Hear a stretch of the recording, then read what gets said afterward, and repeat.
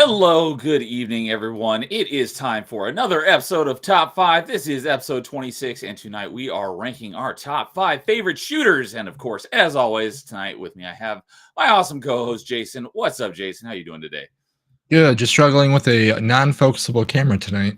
Yeah, you've been fussing with that thing for like the last 10 minutes backstage. I'm doing good as well. I got a bunch of stuff done around the house today. Cleaned out my garage. It is all clean, power washed and everything. Something I've been putting off for literally years. So it feels good to. That was like the last thing on my to-do list of things that I've been getting done while I've been unemployed. So there you go. To get base in my house is like all clean, all set now. So it was good. And I washed my car since I was like, it's out and it's nice and warm and sunny today. So I'll wash my car as well because it was filthy.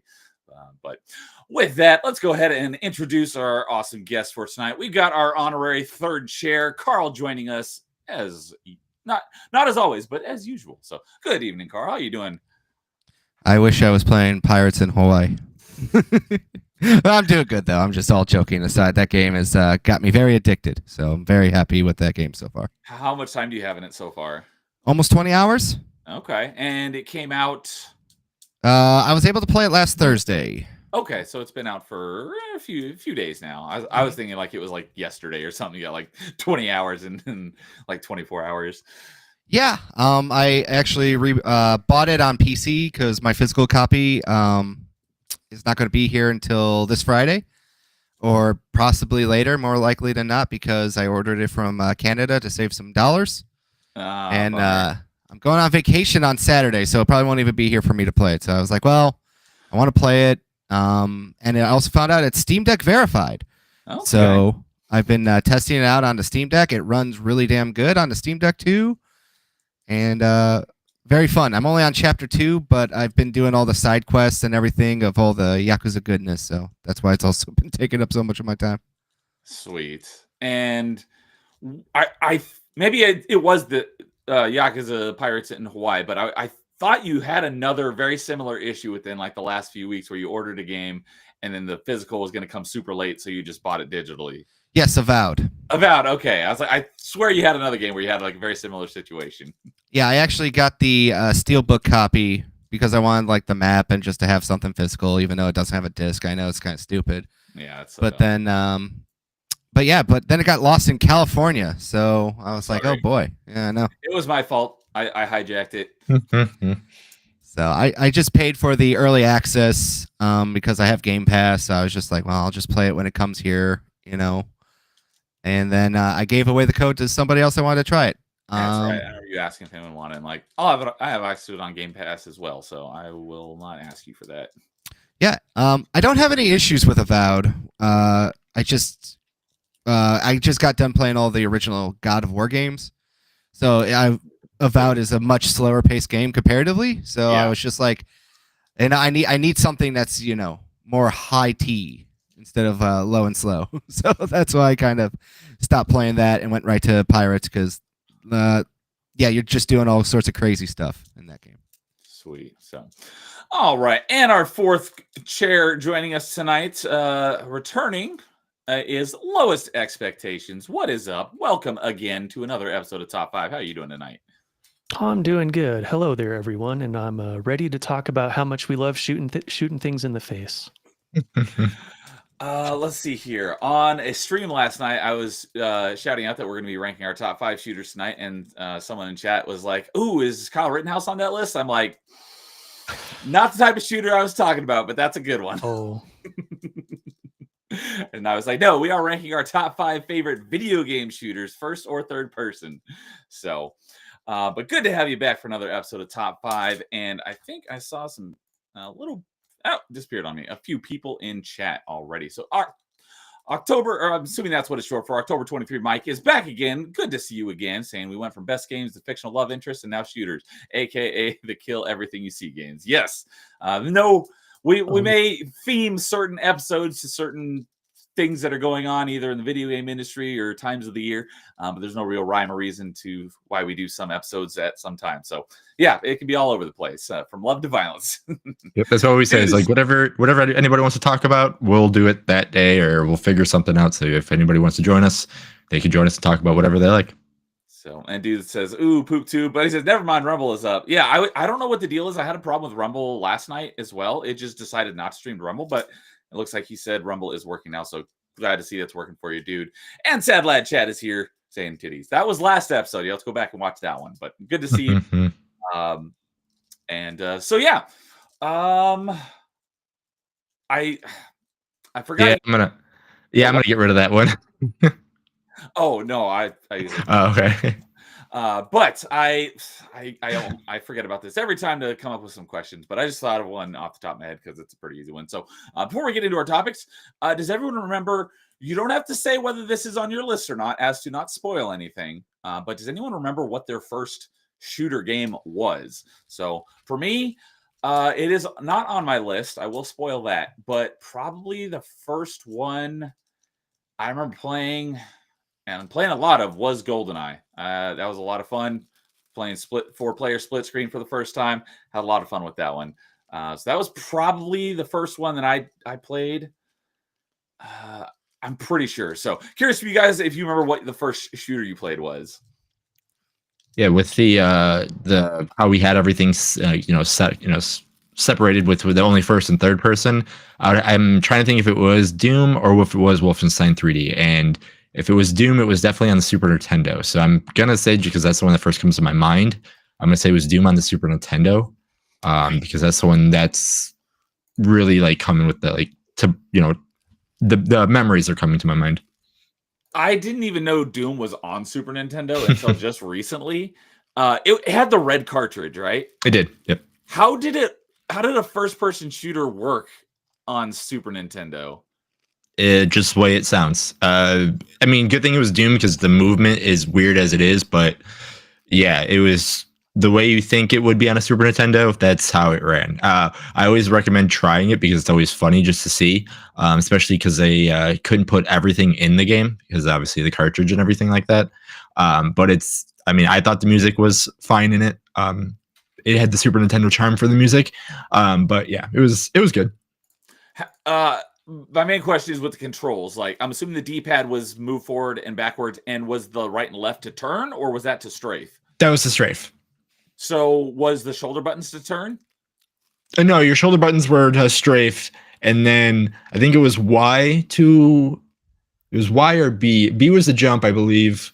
Y was, the B was to activate the points, like the points on the wall. Yeah, and then Y, I believe, was to attack or punch or whatever weapon you had at the time. And then I'm trying to remember what A and Y did at the same time. It's been a while. Okay. Yeah, I wouldn't call it a shooter. I did just think of one, the Jurassic Park game on Super Nintendo. When you went inside buildings, it went into a first-person mode. That's a good one too, yeah. And that one, because there's all the raptors are inside, and I hated going inside because it became like a scary first-person shooter as a little kid. Those inside sections scared the heck out of me. I was scared of Jurassic Park the movie when I was a kid. So. Oh my goodness! But wasn't that scary? Well, I mean, I love the movie now, but as a kid, the dinosaurs scared me because they were so real. But Carl, what about you? Do you remember what your first shooter was? My first shooter I remember playing was at, I think, a cousin's house, and it was a game by the name of Revolution X. Do you know what that is? I've heard that name, but I don't know anything other than I've heard the name Revolution X. Jason seems to know what it is. Do you know what it is? Oh, absolutely. So I didn't put any of those on my list because I really wanted to put like light gun shooters on mine. So it was okay for everybody else, but yes, Revolution X, the Aerosmith shooter game, where music is the weapon and you fire CDs. Absolutely, I know a tired game you're talking about. Aerosmith music game. Yes, it's one of those very interesting crossover games that just came out of nowhere, and I just remember playing it as a kid at my cousin's house, and it was the only one on, and it's just like Ragdoll's like the song that constantly loops, just the instrumental parts of it. And it's so stupid and so bad, but that is like the first time I can actually remember playing one. A shooter was probably like the first one, and then GoldenEye would have to be a close second. Okay. And then the fun fact too is the person who played Sonya in Mortal Kombat 3 is the person who played Helga in Revolution X, and she is a very nice person if you ever get a chance to meet her. Yeah. Sweet. And what about you, Lowest Expectations? Do you remember what your first shooter was? No, but I think it was Descent for the PC. Oh, Have you ever heard of that? I'd always wanted to play. Like a couple of my friends had that game, and I always wanted to play it. I never got a chance, but on James one of his Steam roulettes a couple months ago, I don't know if he played it or a similar game or a game with a similar name came up, but I was like, it totally reminded me that that game even existed. So I looked it up, and there are other games that are like that on Steam. And because I was like, what even genre is that? Apparently, it's 6 DOF, which is 6 Degrees of Freedom. And I actually bought a game that plays just like that on Steam. I haven't played it yet, but I'm looking forward to playing it because I always thought that was a cool game. Yeah, this is what it looks like here, and it's super hard. It's like really hard to control it. I bet. That's the main thing I remember. And then somehow we got a different PC, or that PC crashed and we lost it. So bummer. I was never able to beat it. Okay.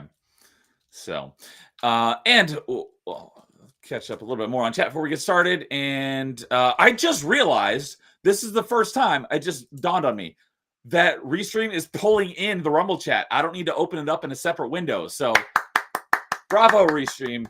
Hey, they're listening to us. You did good. So, because normally it'll when with the integration that they added a couple months ago, you could then stream to. You could already stream to Rumble through RTMP, but it wouldn't grab any of your settings or like your name or anything. So when they added the integration, it would pull like the stream name and stuff, but not chat. So I'd have to open that in a separate window. But now it's got the chat integrated as well, so don't have to open a separate window to see the Rumble chat. So, and October Mike is saying, what a great way to end the month of love. From love to violence. Yes. And Sad Lad Chat is saying Perfect Dark, excellent game. Was probably his first shooter. And October Mike saying Call of Duty Modern Warfare 2, but I never owned it. It was more like visiting cousins, but that was a very popular one. And Dude is saying his first shooter as a kid was also Revolution X on the SNES. Interesting. And he made the achievement list on Retro Achievement for Revolution X. I had never even heard of it, so I will have to check that out. Revolution X. So, right. Do you like Aerosmith? I don't dislike them. I like a lot of their music, but I did not even know this game existed. That's true. What's your top 5 Aerosmith songs? Let's go. Oh, I don't even know if I'll tell you my favorite one is "Dude Looks Like a Lady." There's so many easy jokes I could make right now. So many. Too I would easy. have to look through the list of the rest of their songs to figure out what my top 5 would be. But that one's definitely my favorite. No problem. So Train Kept a Rollin' is definitely my favorite. That's a good one from Rock Band too. Yeah, that was on. It was on Rock Band 1, I think, and Guitar Hero Aerosmith. Train kept a rolling. It was Guitar Hero Aerosmith. Yep. That song was there was an achievement specifically in that song, and that was the only achievement I couldn't get in that game because you had to get like a really high score on it, and so you had to play it on expert and be almost perfect. There was a solo towards the end. It's like I could never keep my score multiplier up, so I could never quite make it to the score I needed. It's the hardest song in Guitar Hero Aerosmith, if I remember correctly, too. Yes. I actually never played it, but I was a big fan of the series at the time, so I knew when I saw that was the hardest song in the game and that it was also on Rock Band, I'm like, I don't need to buy it. And Dude is asking, isn't Train Kept a Rollin' a cover from some other? Yes. If it is, I did not know that. I thought it was an Aerosmith original. So no, it's cover of an older song. Yeah, like the House of a Rising Sun and that. There's a lot of old covers that a lot of bands from the 80s did. Yeah, I love the Aerosmith version so much. It's still my favorite Aerosmith song. Yeah, you know what I didn't know was a cover for the longest time, Hurt by Johnny Cash? Mm-hmm. Didn't know that. I didn't know that either.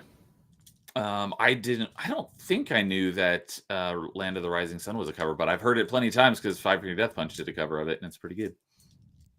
You just really made Fernando wince somewhere. Why? He hates Five Finger Death Punch with a passion. What? I freaking love Five Finger Death Punch. One of my favorite bands. I love them so much. So here's some lore to it.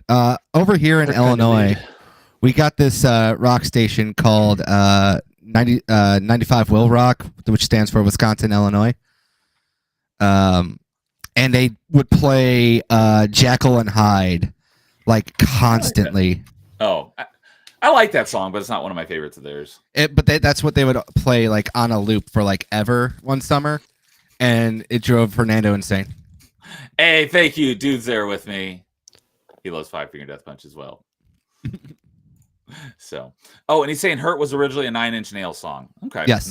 I do not like Nine Inch Nails. So, but all right, with that, we'll go ahead and get into our not topics, but our number fives for tonight. Are we allowing light gun shooters for this list? Because if it is, my list just got thrown off so far. I had not even considered light gun shooters, but it is first person and it's a shooter, so I would say it definitely counts. It's that shooter. Light gun shooter has shooter in it. Yeah, no. It was a very complex that we were saying. That was my fault. So yeah, this is going to be the first top five I'm doing that I'm just going to be doing off the top of my head. Oh, hell yeah! Oh, so explain to me what list you did make. So I just did first person and third person. So like with the controller. Oh, gotcha. Okay, so you wanted to include first and or light gun shooters, but didn't. I did before, but I didn't think it qualified. Ah, okay. So now, I mean, there'll be some of this on here, but now I'm going to be making a list while we're doing all this stuff. So, yeah, this is going to be. It is customary for you to go first, but if you want, since that kind of threw you off your game, you don't have to start this one if you don't want to. So you give you some more time to figure it out. No. I'm going to take the challenge. We're going with this. All right, Jason, kick us off with your number five off the top of your head. All right, I'm gonna keep it what I have written down here, just because the memory of it is like my first time really bringing a computer to like friend's house and actually having LAN parties. And this was the first game that I had to learn that, oh crap, you need to mess with graphics cards in computers, or I need to make my own computer and all that kind of stuff. But the game's gonna be Battlefield 2. Yeah, that game I had so much that to me was my LAN party game. So anytime we were like, I'd bring my monitor over, and I mean not the nice monitors that we have now, but gigantic big CRT computer monitors, computer, everything like that. I would look into how to do the nice little cheap thing where you could take a nice little marker from anything, you could put it on the middle of your, like where you see your reticles are. You can put like a little dot there, and if you wanted to, you never had to look down because you could just match the little mark with anybody there, and next it had it would be a cheat that way, but you're not really cheating. But yeah, I mean, you could choose whatever type of class you want to do. If you want to be a medic, you could do that. If you want to be my brother, which my brother was super good at this game, he would fly jets all the time. I mean, there was so much to do in this gigantic world, and it was just a lot of fun to play. Okay. Very nice. So it sounds like you played it mostly on PC then? This was only on PC. Because, I looked it up because I was like, what generation, if you were playing it on console, what generation would it be? And it looked like it was on Xbox and 360, but Battlefield 2 Modern Combat, is that a different game? That's a different game, yeah. Oh, okay. Yeah, that's the one I played a lot on the console. Yeah, this is just plain old Battlefield 2 footage. Yeah, it is. No, it definitely is. Okay. I'm looking at it, and I'm like, that's why I saw the reticle thing. I'm like, yep, I had a little highlighter dot right in the middle of that, and I saw the map, and I'm like, yep, this is exactly what it is. So, how many players was this? Was this one of those 64-player ones? It was. Nice. I always thought that was a cool concept, but I never played anything that was like, probably the biggest multiplayer I've done was probably like Big Team Battle and some Halo. I don't even remember which one. Oh yeah. When you get 32 on 32, and like when you're exactly with your friends doing LAN parties, and then you're connected with them, joining the same maps, and you're just screaming from one room to room to go into the certain location there, and just clearing it out, and just kind of just going from there, and you actually have a group of people doing their job. Nothing better than that. Yeah, something lost about calling your friends slurs from inside the house. That probably would be a lot of fun. I definitely missed out on this type of large team game. And again, this was the first time that I again, the biggest thing on it is I love the game, but this is where I finally learned like, oh crap, this is what computers are. It's not just like a console where you just put a game in, it plays. You put it in, it's like it doesn't work. Why doesn't it work? Oh, you need to read requirements. Okay, cool. And then next you know it, you're tearing apart, your parents' computer that they got, and you're putting things in it, and now it's yours in a way. Okay. Yeah, I've not played anything in the Battlefield franchise, but I know it was popular. It's kind of gone downhill because I heard 2042 was the 2049, right? What was the most recent one? 2042. 2042. Okay. Yeah, I heard because that one. they made wasn't an very older good. they made an older 2042 after this one as well back then, and it was the same game but just more futuristic style stuff, and it still wasn't the greatest either. So it's kind of that was twice. That was PC only, that one too, right? It was. Yeah, I remember it because I think it was like 2099 or something, wasn't it? Or was it still 2042? I believe.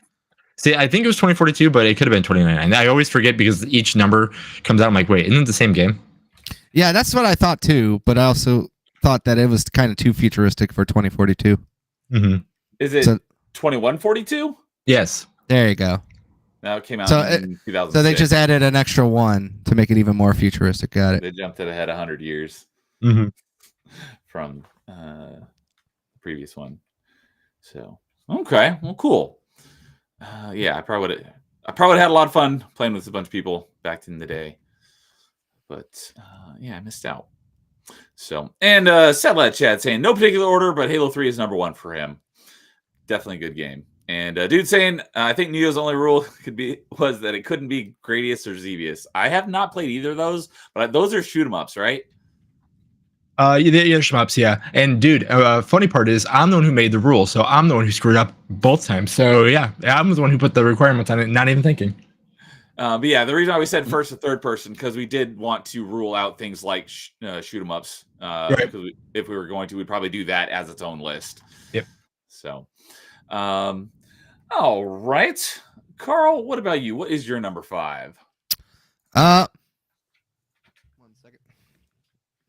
Had to check something real quick. My number 5. I know this will probably get all the brain rot boys online upset, but it's still really good. And well, it used to be really good for me. I was obsessed with it. And Overwatch is my number 5 shooter of all time. Oh, okay. And what can I say about Overwatch? It was just fun, just pure straight up fun. When it first came out, I watched my buddy play it on PC, and then I tried it out on console, and then I became hooked on it. After that, I would go out and get all the statues, the Funko Pops. I was obsessed with it. I even went to that infamous BlizzCon of Do You Not Have Phones, and I was super excited to see the new hero release and everything. The shooting mechanics in that game were just great. The powers and everything were just really fun to do. And I just loved all the different support types that they had. I usually made my bread and butter playing as a support class. So I was more of a Mercy kind of person. And then Brigitte came along and everything. But it was just more enjoyable, especially when you could just have like those random teams of like 5 tanks just charging around and just... I've had a lot of good memories with it with my friends. Just a lot of good laughs and a lot of good... just fun, just pure fun. I know that a lot of people don't like the changes that they made with it. Even I stopped playing it with it. That was what I was going to ask. But like I said, I'd be also lying to say that I never did enjoy it as much as I did. I feel like this list was probably the easiest top 5 list I ever had to do. Okay.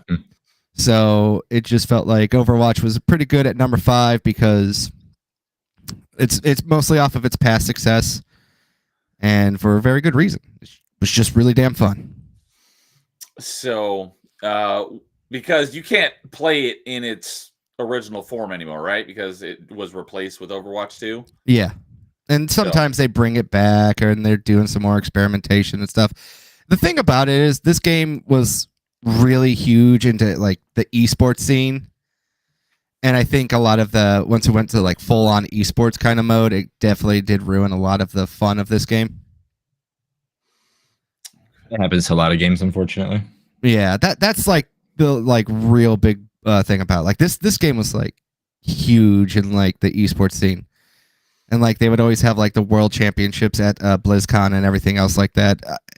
I just think it happens when something becomes super popular, and they try to do everything at once. And it's controlled by Activision Blizzard, so on and so forth. Like, it happens, But I cannot say for that run. I want to say from, I think 2016 was when this game came out.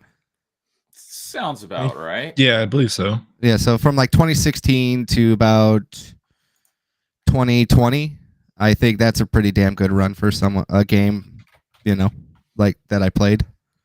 Yeah, this is the time because I don't play as much shooters as I used to back then because my brother, this would have been like, I asked my brother if he wanted to be on the show because like he was, I think he was 12 or 14 at the time. Not when this came out, but like he's a big Counter-Strike guy and he was almost about to go pro, but he was too young at the time. Team wanted him that bad because he's that good at shooters. Yeah. So he would use me as practice and bait and all that kind of stuff, as I like to call it. So I would play on his team or play against and just do random stuff. And I only know this around that time because I played a lot of Symmetria in Overwatch. And this was around that time where I played a lot of shooters and everything like that because having to try to get good just at anything with the mouse and clicking kind of stuff like that, just to compete with him, I would always, play that at least and have a lot of fun with this game too. So yeah, it's a lot of fun. So from what I hear, because I never played it, Overwatch 2 is not as good.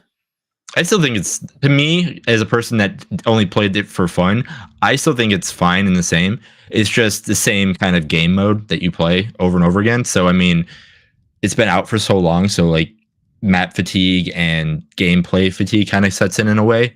But if you have friends to jump in a game with, like, if you have a full squad and you jump into it, it's a lot of fun. But if you're playing with randoms, it's the same game over and over again. The thing is, like, this is definitely one of those games where it's fun if you have like a squad. And I know a decent amount of people that still play it, and it's free to play now. But there's just all that behind the scenes drama. It's not the same team. A lot of promises weren't kept. Obviously, the controversies with ABK, and then on top of the stuff that.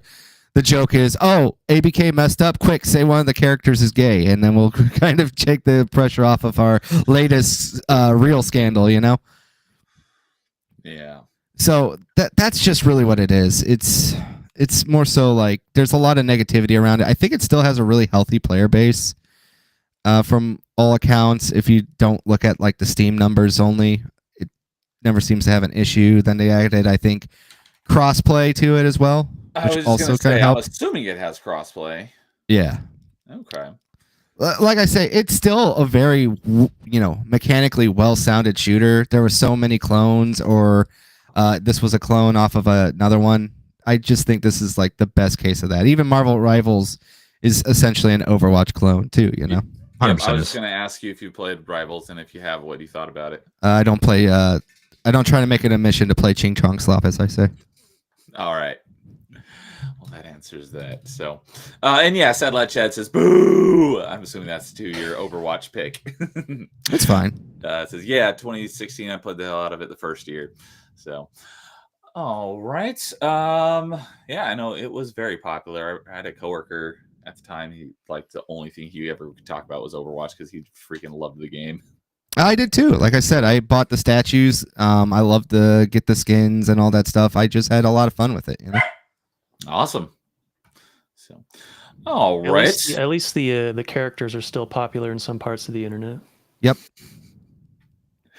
So, lowest expectations. What about you? What is your number 5 your number 5 favorite shooter? My number 5 is actually Halo 2. Halo 2. All right. So for me, I'm actually not a big shooter player at all. For Halo 2, I actually had to get peer pressured into playing it when I was younger by my friends in school. And it worked. It worked. And now it's one of my favorite shooters. You pulled up James playing it. So, yep. So we had an original Xbox. We never had a 360, so I didn't get to play any of the ones after that. Oh. But maybe someday. But this one... I'm assuming you played Halo 1. I did, and I actually didn't care for it at the time. Okay. It wasn't until I started playing this one and we started playing multiplayer a lot.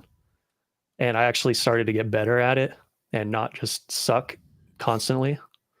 That's when it started getting more fun. Yeah. When you start getting good at it, it definitely gets more fun. Yeah. But eventually I was able to get good enough at it to beat it on Legendary. Yeah, and Halo 2 is definitely the hardest one. Yes. It was brutal. It took so many retries. Just hours and hours of dying over and over again. Space Especially- Vietnam, as I call it. Yeah, especially on Sniper Jackal Alley. Yeah. Yeah, you get shot in the foot once and you're dead. Yeah, that was great. That was stupid. But did you play it online at all, or did you just do like LAN parties? Just LAN parties, because Okay. we had dial up all the way until 2008. Okay. So Yeah, I didn't have Xbox Live until the 360, so I never played Halo 2 online. But we played a heck of a lot of Halo before, Halo 1 and 2 via System Link. That was some good times. yeah, the System Link thing like blew my mind back in the day too. It was, I think, what was the Xbox was like? Could you do it with the PS2 as well? I don't know about that because I never owned a PlayStation. So No, Jason might know. No, PS2. It eventually get like the Ethernet adapter thing, but I don't remember a system link with it. Okay. Yeah, so because I wasn't much of a PC gamer, like we had a few games here and there, like the Descent game, and then I eventually got into like Roller Coaster Tycoon and stuff. But I was mostly a console gamer, so the System Link thing was like mind blowing at the time. Yeah. And we had like parties of, I think the most we had was like 10 to 12 people going at once. Okay. Yeah, the And max yeah, was that was- 16. That was fun if we had enough to do 16. We didn't get 16 very often, but okay, we regularly had between like 8 to 12, so that was a lot of fun. Oh yeah. So all I remember is back when like Halo and everything. It's like if you wanted a PlayStation, you wanted more of like this at the time. The more of the sports, the traditional games is what we like to call it. But if you had an Xbox, which again that was my brother's system, that was the home of the shooters. Was the Xbox? Is what I remember. So. Mhm. Yep. So, and October Mike saying everything is a clone of Team Fortress 2. Said Chad saying Marvel Rivals is the best Ching Chong slop ever made. I love it. No shame. And Steve is here saying, "What's up, nerds? What's up, Steve?" Oh, and Dude is saying now do it in Lasso. Yeah, because Halo 2 wasn't hard enough. Then go play it on Lasso if you're a masochist or a completionist on Master Chief Collection. I've heard of that. No thanks. So for anyone who's uninitiated, Lasso is LASO, which is short for Legendary All Skulls On. And it makes it incredibly difficult because the skulls make it more difficult, not easier. Things like you pick up half ammo, or the only way to get your health back is to melee enemies and removes your entire HUD. And the Iron Skull, which means if anybody dies, you go back to the last checkpoint. Whereas, although that was on by default in Halo 2, all the other Halos, if someone dies, the other person can still keep fighting if they make it through the engagement, and then the other person will respawn. In Halo 2, just on Legendary, you don't have to have any skulls on. If one person dies, then you automatically go back to the last checkpoint. So I did have a favorite skull. It was the Sputnik one. Sputnik. That's Which the one. Was that one? That's the one that made things. If you get hit by an explosion, they go sent flying like 10 times farther than normal. That's right. That is a fun one. Which technically does make it harder because then their weapons will go flying too, and you can't pick up ammo or anything. And you got to make sure you're very far away from grenades when they explode. Yes. I don't remember which one it was introduced, but my favorite is Grunt Birthday Party. I love the sound, and it makes it easier to know when you killed the grunt or not. So, well, good pick. So, for me, my top 5. So Carl said this was his easiest one. I wouldn't say this was my hardest one. It'd probably right in the middle, but I basically made a list of like shooters that I love, and it was like 20 long. So I had to narrow that down to like 10, and then that down to 5. And when I got down to 5, I was like, I need to squeeze 6 into these 5 slots. So I made and one of the other things I was asked behind the scenes is like, can we pick a franchise, or does it have to be a specific game? Or like, no, it's got to be a specific game.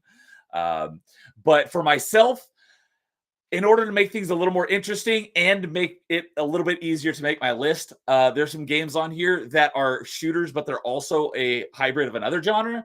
And so I was like, you know what? I'm picking things that are just solely shooters because otherwise everyone will automatically know what my number one is. So to make things spice it up a little bit more, then that would obviously be Mass Effect. Mass Effect I put off this list because it is a RPG more so than it's a shooter.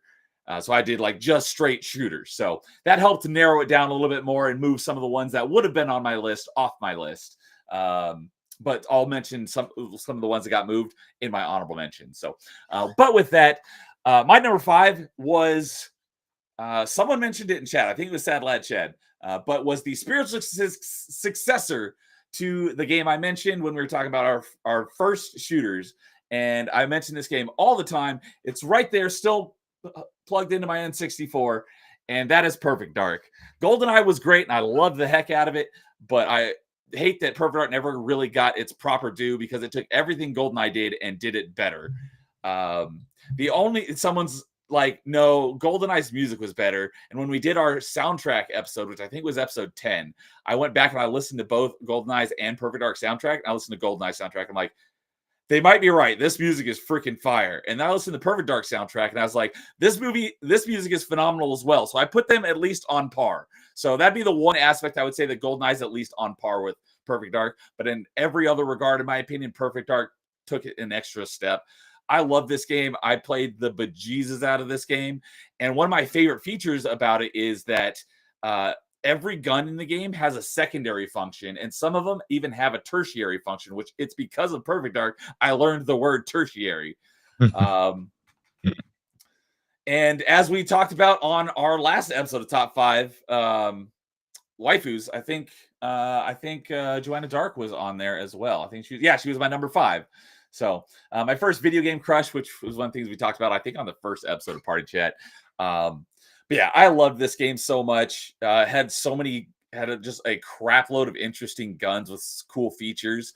And I had a revelation yesterday about this game or was it yesterday? It might have been this weekend.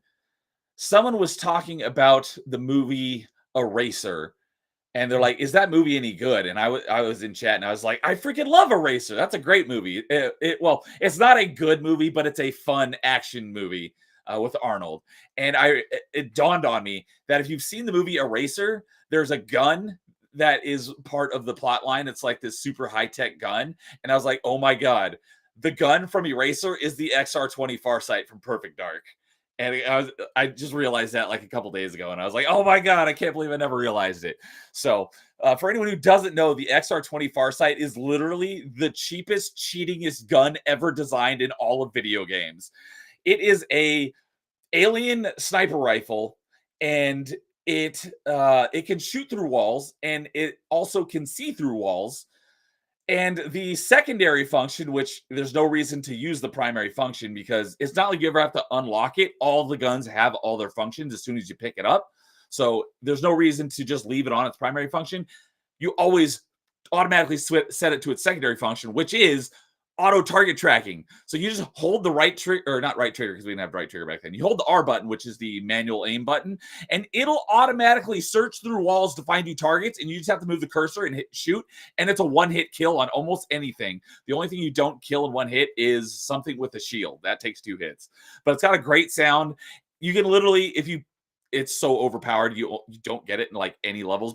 There are of course the cheats that unlock all guns, and you can just start out at the beginning of the level, search through the whole level, and kill everything just from where you spawn, and then go through the level. But it's one of the greatest, cheapest, funnest guns ever designed, and it's just got a huge list of cool, interesting guns. And I love Elvis, who's the alien in the game. He's basically the odd job of Perfect Dark. And yes, I was that guy. I always played Odd Job, and I always played Elvis in Perfect Dark. So sorry, not sorry. But yeah, I love Perfect Dark so much, and I absolutely had to put it on my top 5 list. So yeah, Sad Lad Chad saying, I thought it was Perfect Dark. You were correct. But remembering now, he's saying, I think one of his games, he thought it was Perfect Dark, but it was the Rainbow Six on N64. I never played Rainbow Six on N64. Steve's got a good one. His number 5 is the original Unreal Tournament. That is a good one. I I just realized I have an honorable mention to add. I can say now I have Unreal Tournament 2003 on mine. Again, that was the same time around Battlefield 2, so that was another big one that was played a lot. So, but yeah, Unreal Tournament. I love the Unreal Tournament games. I never played them online. I didn't have the guts to. I just played them against bots, but I had a lot of fun doing that. So, and T-Man is here. What's up, T-Man? Good to see you again. Saying my favorite shooter is the one in my pants. Had to make the joke. Feel free to bonk me. Bonk. So, all right. Well, that unless Carl or Lois have anything to say about Perfect Dark, I appreciate Lois you bringing up the demonstrations for us. I love it. That's really nice. My mom played Perfect Dark. I didn't. Your mom played Perfect Dark. Yep. That's cool. Oh, she also played Halo 2. That's awesome. My parents didn't even know how to hold a controller correctly. So, Yep. And I'm an only child, so I didn't have any siblings to play against either. So, but I talked about Perfect Dark on the last episode of Party Chat last week as well, because we talked about our first M-rated game, and Perfect Dark was my first M-rated game. So, Carl, do you ever play Perfect Dark? Just the 360 version. Oh, what? Because they did re-release the original Perfect Dark as an Xbox Live Arcade game, or are you Just talking about the Perfect 360 Dark Zero? version. Just the 360 version. That just the I can't remember what the subtitle is, but yeah, not Zero. Thank you, 0 Okay. hour. Perfect Dark Zero was the sequel, which is actually a prequel, which is a launch title for the 360. It's the only one I played. Okay, that's why, because they released the original one on Xbox 360. I never played the original. Let's just save you some time. That's what I was trying to clarify, because you're like, the one on 360. It's like, well, they're both on 360. You should have known. Read my mind, dang it. It's not even reading my mind. It's just a normal person who'd been like, oh, that one, the shitty one. It wasn't that bad. That's another one that I'm a defender of, because it wasn't as bad as everyone said it was. It was painfully mediocre. I will give you that. I had a fun What's wrong with those kind of games? I still liked it. And it's the oldest, not the oldest game on my gamer tag, but it's the oldest game on my gamer tag that I still have not completed, because the Dark Agent is incredibly difficult. So I still have like 4 or 5 achievements left on it. So if I ever complete it, it'll be my longest completion ever. Like, so what you're saying is that you're a coward. Got it. I've tried and I gave up on it. It was too hard. So you're a quitter. That's even worse than a coward. I may go back to it at some point and finish it off. We shall see.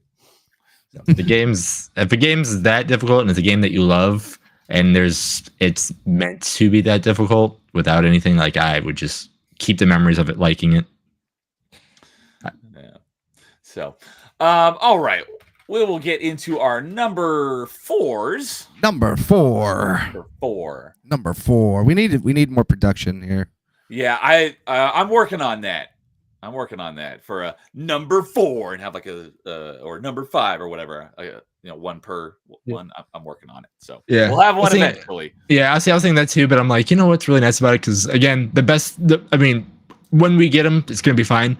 But like, the best thing about having how simple this was and is it's just a conversation with friends talking about their top 5. So I mean, yes, production is gonna come in nicely eventually, but yeah, I still like the simplicity of it. So as of now. But I get really tired of stuff and things need to change. So that will eventually happen. Like, hey, we need to do this now. I'll probably get to Neo eventually on that. Gotcha. So, Carl, you want to kick us off with number 4s? My number 4 is actually experimental type of shooter, I would say, at least, because it classifies as a shooter, but it's also not a shooter. And this one I actually really do enjoy a lot. It's called Super Hot. Have you guys ever played Super Hot? Yes, I haven't played it, but I absolutely know. I've seen it. I know exactly how the game plays. I've been very interested in it. I just haven't played it. It's basically the small premise of it. It's a puzzle game by trying to figure out how to kill everyone properly and avoid bullets as well. And the key gimmick is that time only moves when you move. Exactly. So like that's like one of the big reasons why I like this game too, because it is technically a shooter, but it's more than just a shooter. It's basically a nice murder puzzle. And for a lot of people who know me, like one of my big things I loved about Doom Eternal was that I call it a murder puzzle kind of game, and this is Yes. the definition of a super murder puzzle. Yeah, I've been very interested in this game, but I have not played it yet. Very well may at some point. I know it had a sequel as well. Did you play the sequel? No, I didn't play the sequel. I think it was more of like an expansion, if I recall, more than like a true sequel. But I don't really know. I just played this one a lot, and then I kept getting like owned on one puzzle for the longest time. I've been wanting to kind of go back to it like later this year to check it out because I know it was on Game Pass, and I think it might have been a PlayStation game or something if you had online for a month or so. I can't really remember all the details, but it's still pretty damn fun. Another thing that I know I would love to give a shot if I have ever got the chance, but it does have VR. Have you played it in VR? No, VR makes me sick, so I can't play this stuff in VR. That's what I thought. I think I remember you talking about VR recently, and you're like, I can't do VR. But I would love to try this in VR as well. That'd be fun. Yeah, so I highly recommend check this out. This game is not that expensive. It's not a true shooter, kind of like what I was thinking about, because I was thinking about all the other games, like third person, first person. Technically, there are games that are more RPG or action adventures that count as shooters. And I try to focus on games that mostly focus on just like shooting is the main aspect of that game. No RPG systems or anything like that. This is the only one that I picked that was kind of like bucking that trend because it's so unique and so interesting and just, so fun. Like, I feel like this game is really well known, but at the same time, I feel like it's also underappreciated. There you go. I agree. Yeah, like I said, I did the same thing. I kind of moved all my ones that were on my list off so that I could just focus on just straight up shooters. But if you really love it, then I definitely see making an exception for it. So, yeah, and super hot. Oh, go ahead. It's probably the only game on my list that is almost exclusively single player only too. Oh, okay. Yeah, no multiplayer in this one. So, yeah, Superhot was on Game Pass, but the sequel, expansion, whatever you want to call it, which is called Mind Control Delete. I don't know exactly what it is in relation to the first game, but that one is on Game Pass currently. So there you go. If you have Game Pass, check it out. So I don't know what the difference is between the two, but yeah, it definitely looks like a very interesting game. So cool. And yeah, Satellite Chat says, yeah, same. Otherwise, Mass Effect would have been on my list as well. Yep, exactly. I was like, Mass Effect would be on too many of my lists. So I was like, let's make it a little more interesting and focus on just solely shooters. So, yep, that's what I did. Yeah. So, all right. Well, yeah, I love Lowest Expectation being our Vanna White here, showing off the games that we're talking about. I love it. So, oh yeah. All right, Lois, what is your number 4? Number 4 is Doom and Doom Eternal. You can more or less put them in the same spot because they're very similar. Are you talking about original or like Doom 2016 and Doom Eternal? Doom 2016. Okay. This is not the right video. So because of how we do this, yes, they are similar. If you had to choose one to play right now, which one are you choosing to play though? If I had to pick one, probably Eternal. Yep. Because I liked how much more like movement there was in that game. Sure. So I would probably pick that one, but I like both of them kind of equally. Yeah. I feel like understandable. I love them almost equally as well. Yeah, and the soundtracks obviously are amazing. Yes. Even though because Mick Gordon is known for the soundtracks of the Doom games, there was some sort of controversy with Doom Eternal. I don't remember the details of it, but I think if I remember, James could definitely correct me on this because I know he knows all the details. Yeah, I think they took his music without crediting him or something like that. It was something that they were taking something of his, and I think what it was is he made the soundtrack for Doom Eternal. And then they let him go before the game came out, and then they remixed it. Yeah. So it's not exactly what he made. They made changes to it. I think. Yeah. I could be wrong about that, but I think it was something. But the skeletons, but the skeletons of the music is still his, but it's not his. It's a mess. But yeah, either way, the music is freaking awesome, and I am very excited for Doom Dark Ages, which is coming out quite soon, a couple months. May comes out May. Yeah, me too. The only problem though is that my PC can't run it. So I'm gonna have to either get one of the consoles or wait until I upgrade my PC. So I probably won't get to play it this year. One thing that I will give id is they've done a fantastic job of optimization. Doom 2016, they released a bunch of deals because I played both on Xbox, Doom 2016 and Doom Eternal.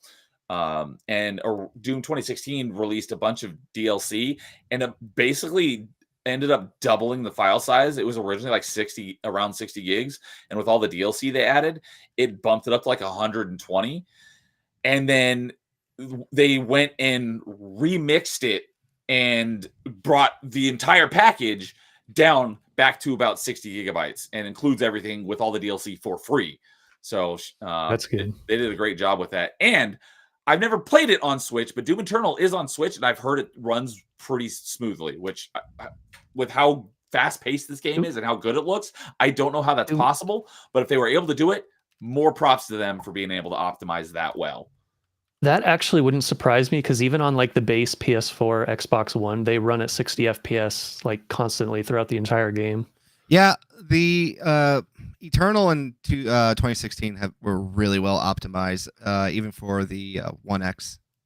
Yeah, but for Doom: The Dark Ages, it actually requires an RTX card, so I won't be able to play it because I have a 1070.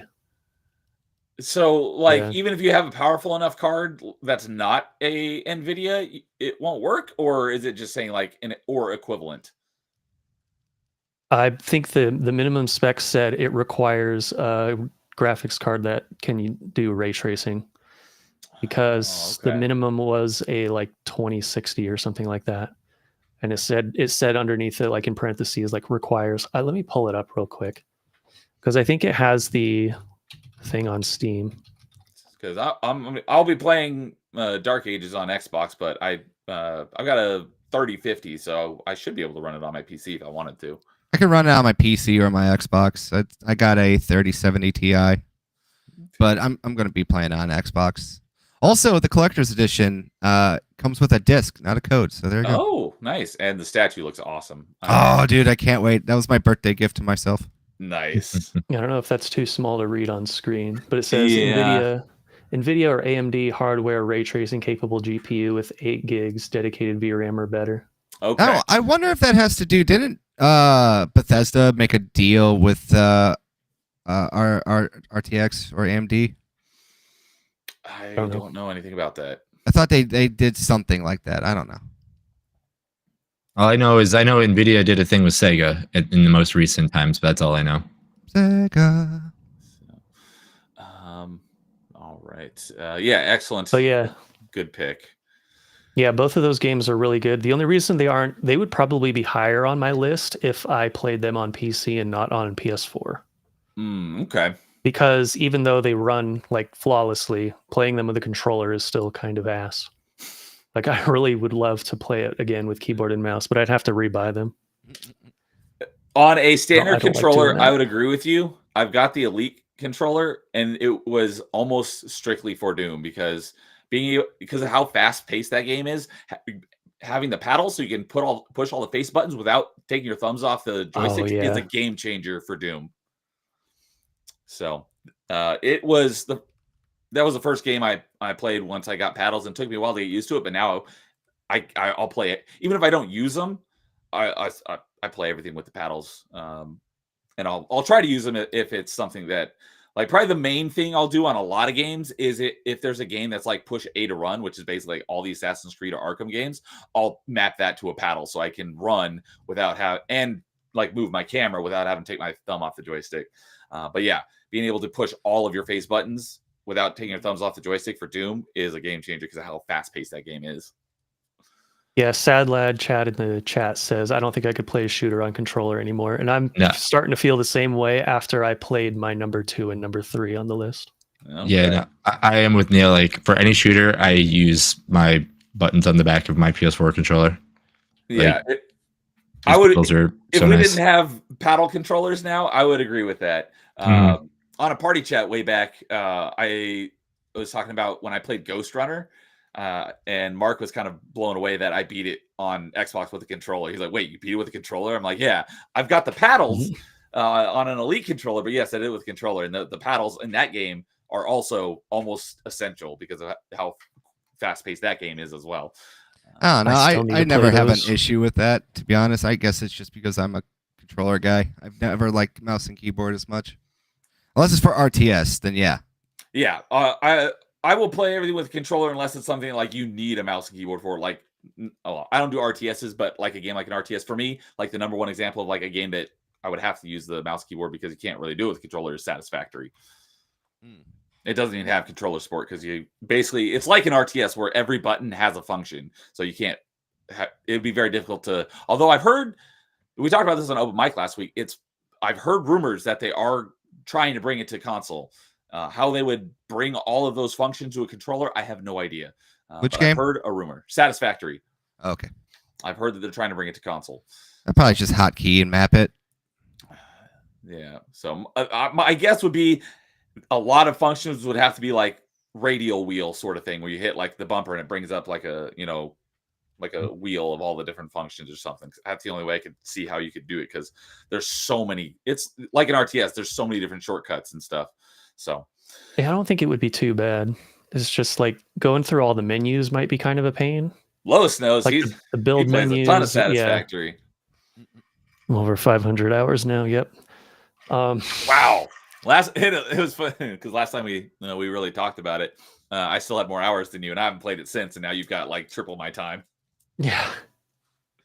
I've kind of put it off for now because lately the stuff that I'm building is starting to make the game stutter a bit because there's just too much stuff. Too much stuff going on. So it started to like make me feel like dizzy, and so. Oh no. So yeah. So Sadlad Chat is saying that follow New Vegas is probably on his list as well. I've heard great things. It is in my backlog. I will be playing it at some point because I've heard everyone's like it's the best Fallout game. So, and October Mike is saying Classic Doom in 2016. Sweet. Sadlad saying that 2016 is more fun to him. I know a lot of people prefer 2016, but they are both great games. And yeah, 16 is fine. I think Doom Eternal is just way better on every aspect. Yeah, Doom, rip and tear. Oh yeah. Oh yeah. The controversy was how they treated him, referring to Mick Gordon. And Dude is saying IdTech engine is a great engine. Yeah, they recently released the development tools for Doom Eternal, and I've fooled around with it a little bit. I have a lot more to do because I basically want, now that it's available, I want to build my game in it. It's going to take a long time. So, but I do really want to do that at some point. So. And Snapple Ryder is here. What's up, Snap? Saying hello to everyone. Good to see you as always. Oh, and October Mike has the collector's edition of Dark Ages pre-ordered as well for PC. Dude is saying the Dark Ages statue is going to look nice next to the Doom 2016 statue. Yes, they will look great together. So, and yeah, Satellite says it couldn't do a controller anymore. Mike says, sucky keyboard mouse. Yeah, I just prefer a controller. Mark is a PC elitist. Yes, he is, in the strongest sense of the phrase. Yeah, even so much so that he goes on to PlayStation groups and just talks about PC all day, which I think is weird. As a PC master racer, I think that's funny. I think it's fucking pathetic and weird, but that's just me. It's like, oh, I'm going to go in his PlayStation group and talk about PC. It's like, oh, okay. Wait, does he go to PlayStation specifically because it's PlayStation? It's like the Colin Moriarty group. I remember it being in. That makes sense because those PlayStation guys are like absolute fanboys, and he probably does it just to piss them off because it's funny. I think you're giving him way too much credit, but that's just me. Maybe, I don't know the guy. So yeah. And said Les saying, I've been used to mouse and keyboard since 2013. Only use controllers for there are some games that you absolutely have to use a controller because mouse and keyboard doesn't work, and that's like hack and slash action beat 'em ups. So yeah. And he watched a friend play Baldur's Gate 3 on console and it hurt his brain. Oh god. Hey, I played Baldur's Gate 3 on my Steam Deck, so I would hurt your brain too then. And Snapple's played Satisfactory as well, but he's only at 200 hours. Only 200 hours. You got more than me now as well. So, all right. Let's It's see so good. here. I think I'll go ahead and then let Jason finish off our number 4. So for my number 4 is another game I talk about fairly often. It's a very fast-paced shooter that doesn't get a lot of recognition from Platinum, and I often bring it up when it's games that need a sequel because it got left on a cliffhanger, and it's likely we'll never see a sequel. And it is awesome. And you play as Sam Gideon, who works for DARPA, and you go up into a space station that has been overtaken by terrorists that blew up San Francisco. Oh no, how terrible. And that is Vanquish. So, he pulled it up fast. He must have known exactly where I was going with that, didn't you? As soon as you said Platinum. Mhm. Yeah, so this game is so awesome. It definitely needs more love. I will bring it up anytime I can. It is very fast paced. You got this really cool mech suit that you slide around on. It's super fast, and you don't really have a health meter. You basically, the more like sliding around you do, the more your suit will overheat. And if your suit overheats, you go into like the slow motion mode, and that's basically when you're vulnerable and when you can die. But if you are good at managing your heat, which you have to get good at to beat it on the hardest difficulty, and then there's people who are just like insanely good at it. I'm good at it. I'm not great, but I did beat it on the hardest difficulty. But you can basically activate slow motion mode, and it is so freaking cool.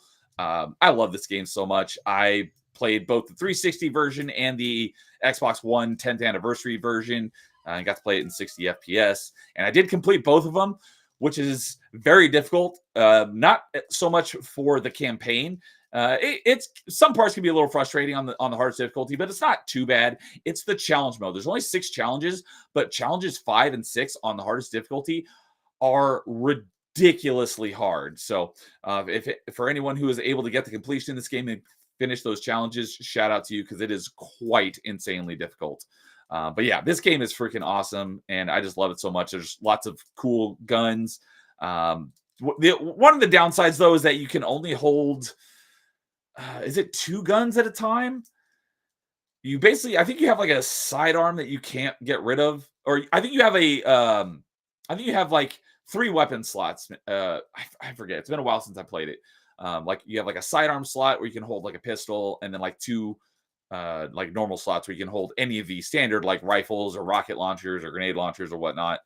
But the one kind of odd mechanic is that your guns will get better if you find the gun that you're already using, but the only way that it actually upgrades your gun is if you already have full ammo.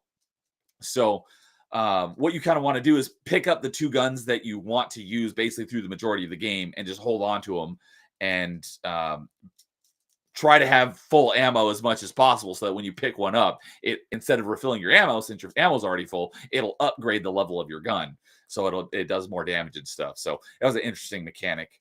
But yeah, this is a freaking awesome game. I love it and will recommend it to anyone. And it's a relatively short game. You could probably beat it in a day. It's like a 6 to 8 hour completion of the story. So my buddy Vanquish, I give crap all the time because I'm like, hey, have you played Vanquish yet? He's like, no, because that's his online name is Vanquish. And just recently, I bothered him enough that he sent me a screenshot. He's like, hey, I finally bought it on Steam. It's in my library now. I was like, all right, you're one step closer. He still hasn't played it yet, but every time I see him show up in chat, I'm like, Vanquish, have you played Vanquish yet? Because you need to. But yeah, everyone should play Vanquish because it is an awesome game, and it's not a long one, so you don't have to like worry about it taking up too much of your time. So curious from you guys, have you played Vanquish? I started playing it, but I've never finished it. I think when I started playing it, I was like, I'm not really feeling this game right now. Okay. And you fight a lot of really cool giant mechs as well. So sorry, Lois, you were about to say something. Oh, I was just going to say this game's been on my 2 playlist for years.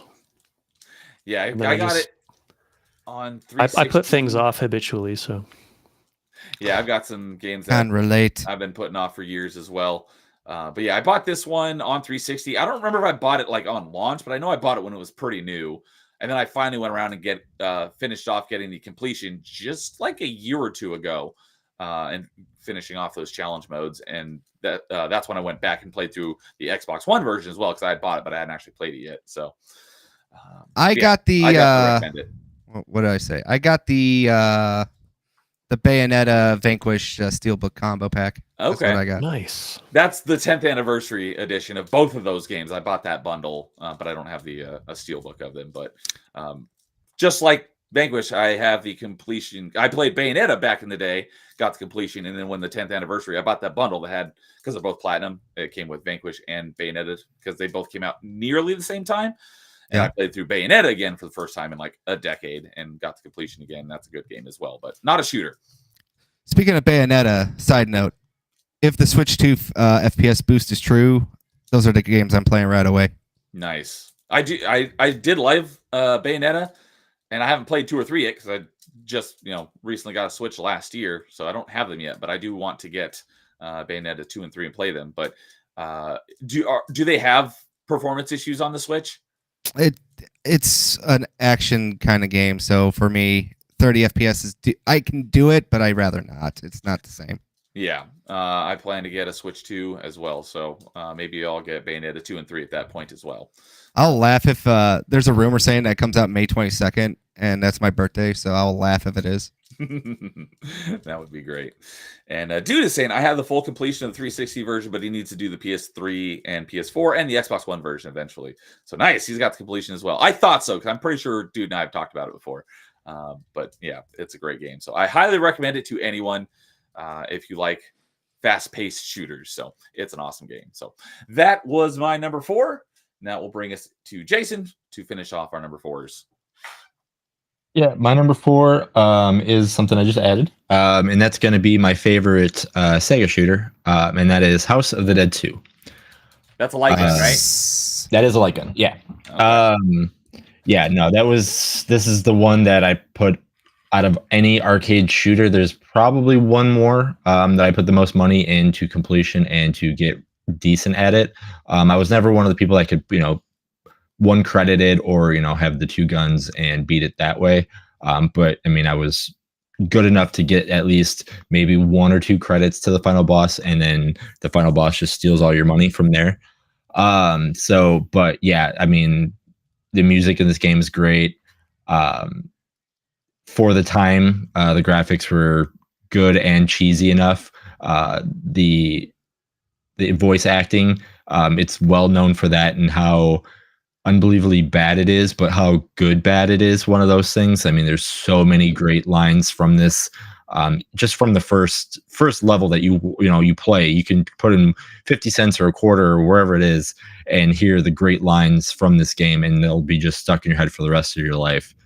The unfortunate part of the game, I'm hoping that the demo they just released, I believe it was yesterday or 2 days ago, I can't remember. They're doing the House of the Dead 2 remake for all platforms. And yeah, I saw that. Yeah. Yeah, How the is that remake. gonna work? You just use it's the same way that it worked on like when you got it for the Dreamcast or for the Saturn or back in the stuff that day. You can use a reticle or a mouse and all that stuff. There is a company that does make light guns for monitors and everything like that. So I mean, there is ways to do it. Or even if you play on the Switch has motion controls. So there are ways you can get the light gun experience with it. But I'm hoping that the demo was just rushed out, because the first one was really, really good. The second one was very brown, and the voice acting wasn't as good as it was. As good, bad as it was. They still have some of the same lines, but it's just not great.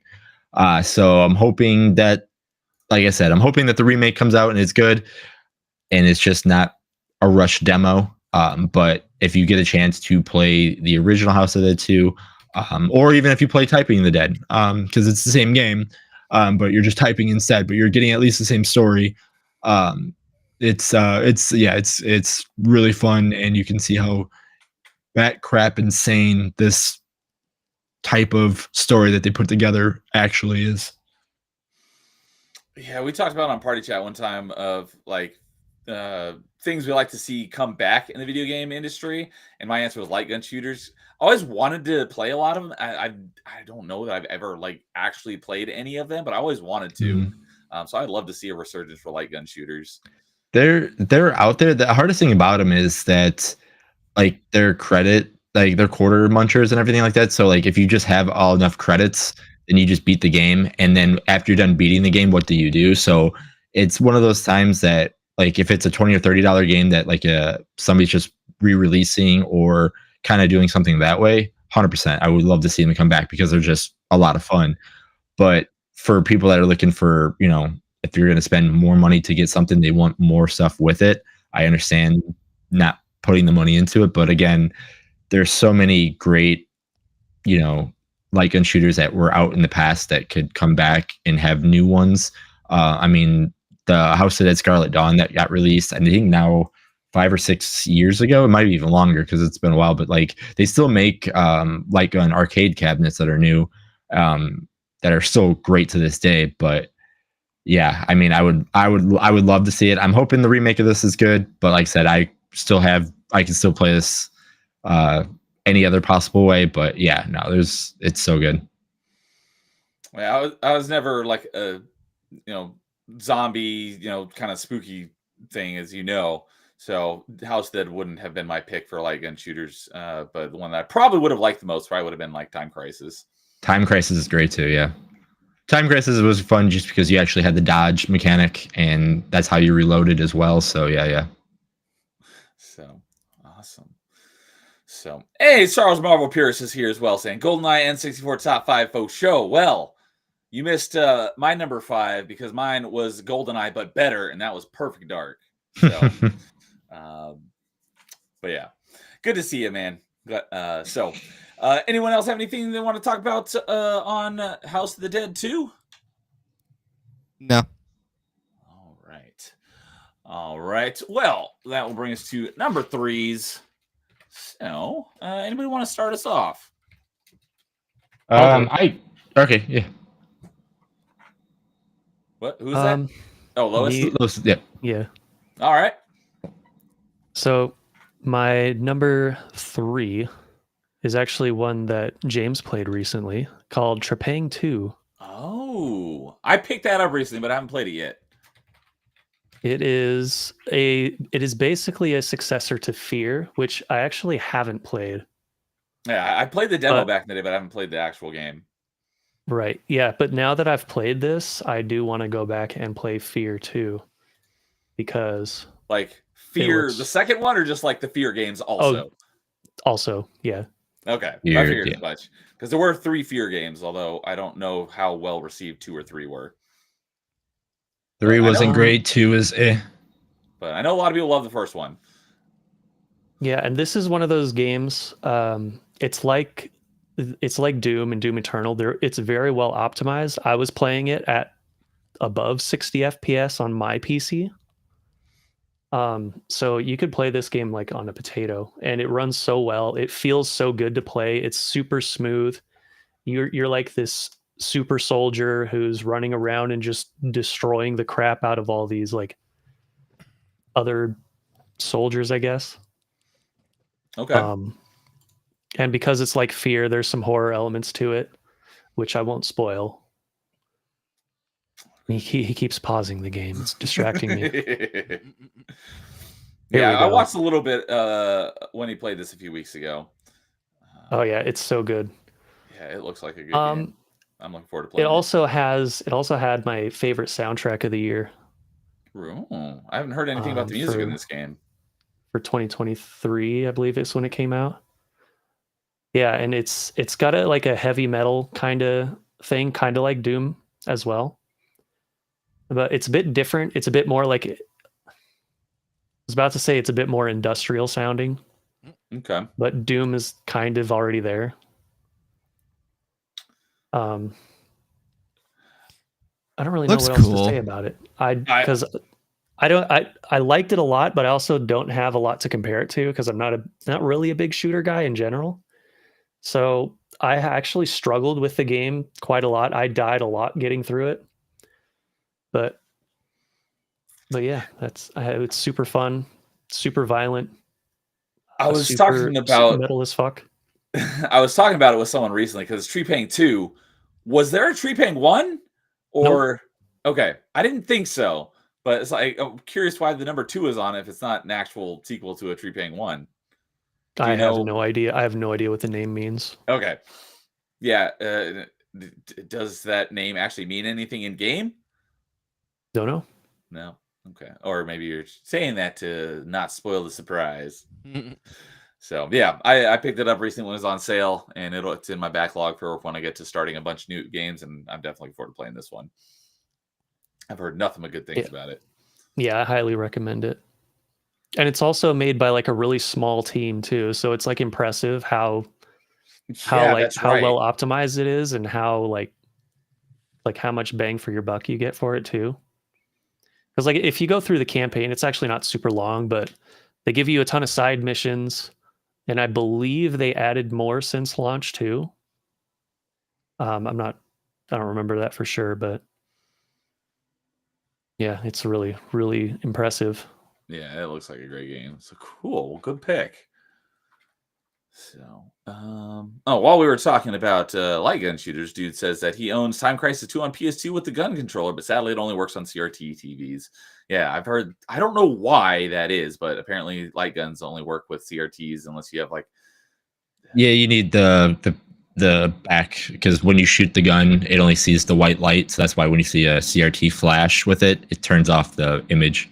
So just all I say is just go to like any store that well, I'm trying to think of it like oh man, I just had a brain fart. Like any place that has like old electronics, you can get a CRT for like $2. I mean, I still have mine that works for that price, and I do the same thing. So, Huh. Well, if I ever decide to get into light gun shooters, maybe I'll have to do that. Mhm. So, and yeah, Sad Chad is agreeing. Fear is great, and he was there for the stream while James was streaming Tree Pang. So, all right, yeah, I don't have much to say because I haven't played it. I just know it by reputation, but I've heard nothing but good things. I'm looking forward to playing it. So, yeah, I'm interested in soundtrack because if you said soundtrack's that good, I'm kind of curious on hearing what that sounds like. Yeah, it's really good. all right, Jason, were you about to go? Next? Yeah, I can go. Yeah, All right. because my number 3 is a it's like an experimental type shooter. Number 3. I mean, you might have already heard about it today, but yeah, it's Super Hot. I had a feeling. There we go. Yeah. Our first overlap of the night. Yeah. Super Hot's my number 3. That's why I was quiet when Carl was talking about it because I was like, "Yep, this game's great." And then when you said anybody play it VR, I was like, "Yep, that's the best way to play it." Moving and being in actual bullet time, So you played is pretty it in VR. sick. I did, yeah. No, Nice. and I think it's better in VR than it is playing it not in VR.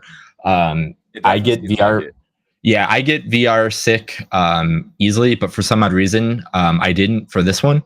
And I think that's because of the motion of actually, dodging when you see the bullet come in this way and you're kind of like swaying around it. And when you're actually moving, you see things move with you that quick.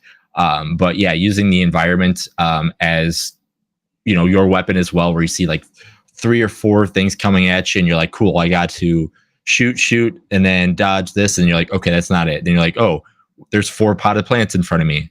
I got to shoot, grab the potted plant, throw it, shoot, throw the gun at it, pick something else up, kind of do these random motions that you see in action movies, and you're your own action star in VR doing it. You're like, okay, this is actually pretty cool. So, yeah, I know Carl said everything about the game already, but yeah, if you get a chance to play it in VR, do. But if you just get a chance to play it in general, it's by far one of the best shooters you can play. How accurate is the VR? Like, if like a bullet's coming right at your face, can you kind of like just tilt your head and it'll go by? Yeah. Because if you watch the footage, you see how like there's the trail and everything like that. Yeah, you just see it coming at you, and you could just dodge your body, see it, and then when you see the trail go by you, or you see the trail next to you, just kind of sway back into it to get away from the person, and then you can look around, and next you know it, there's somebody behind you because it's full 3D and you're like, oh crap, there's somebody behind me too. And now you have to move your head around to see it behind you and do a bunch of things. But yeah, it's fantastic. So if it Yeah, has it's a that, Neo simulator. Neo. yeah, it definitely sounds like it. I was like, if only I could stop bullets. Um, yeah, if I do eventually get some way to Yeah, play that's the only thing you VR, can't do. But yeah, I you. definitely have to play this. Oh yeah, Um, I 100%. it's since in VR you can kind of like move your arms and your head and stuff. Does that make it easier to dodge stuff, or does it make it harder? I think harder because you have to, or I don't know actually. To be honest with you, like for how I've played it in both, I feel it's the same. So I can't say it harder or easier. So about the Because same. when you're, yeah, because when you're aiming, you see the weapon already, so like you can already point, the thing at it, or your weapon at them, and then so maybe easier on the aiming spot, but like to pick up the like the potted plants or whatever you're throwing, maybe harder because you actually have to like reach out to grab it with another hand or whatever. But like for the times that I've played them, I feel it's pretty easy both ways. I think it's just the fact and jarring fact that you are in VR and you're actually in this gigantic white room with these red enemies coming at you and they're getting closer and closer. It just kind of not scares you at first, but you're like, oh crap, I'm actually in this world. I think that's the insane part. And then not and always forgetting that like it's not what's in front of you, it's what's in the full 3D thing. Because there's a couple of puzzles I've always failed. I'm like, all right, what's going on? And then I turn around and next to it, there's this red, mannequin like red mannequin fixture just staring at you like, oh, there's something behind me. Oh, got to restart it. But now I know that's there and kind of, going and figuring out the puzzle from that part. Yeah, it's great. And the level is the same every time, right? Like the amount of like enemies and kind of where they spawn, or is Yeah, it yeah. like randomized? So no, it's always the same because like that's where the puzzle of it figures out. So you're like, okay, how can I use how many shots I have in this and what I have in front of me to beat this level? And then you go to the next one and then it just changes up on it. But yeah, it's always the same on each level and you just figure out to go from there. And then you kind of like learn what you're doing. So if they could like randomize it, this game could be like one of those games you literally play forever. Because yes, yeah. If they had randomized, yes, it would be crazy. And for when you're playing in VR, how does the movement work? Do you have like a joystick on your little hand controllers that you use to move around? Okay. Yeah. Sweet.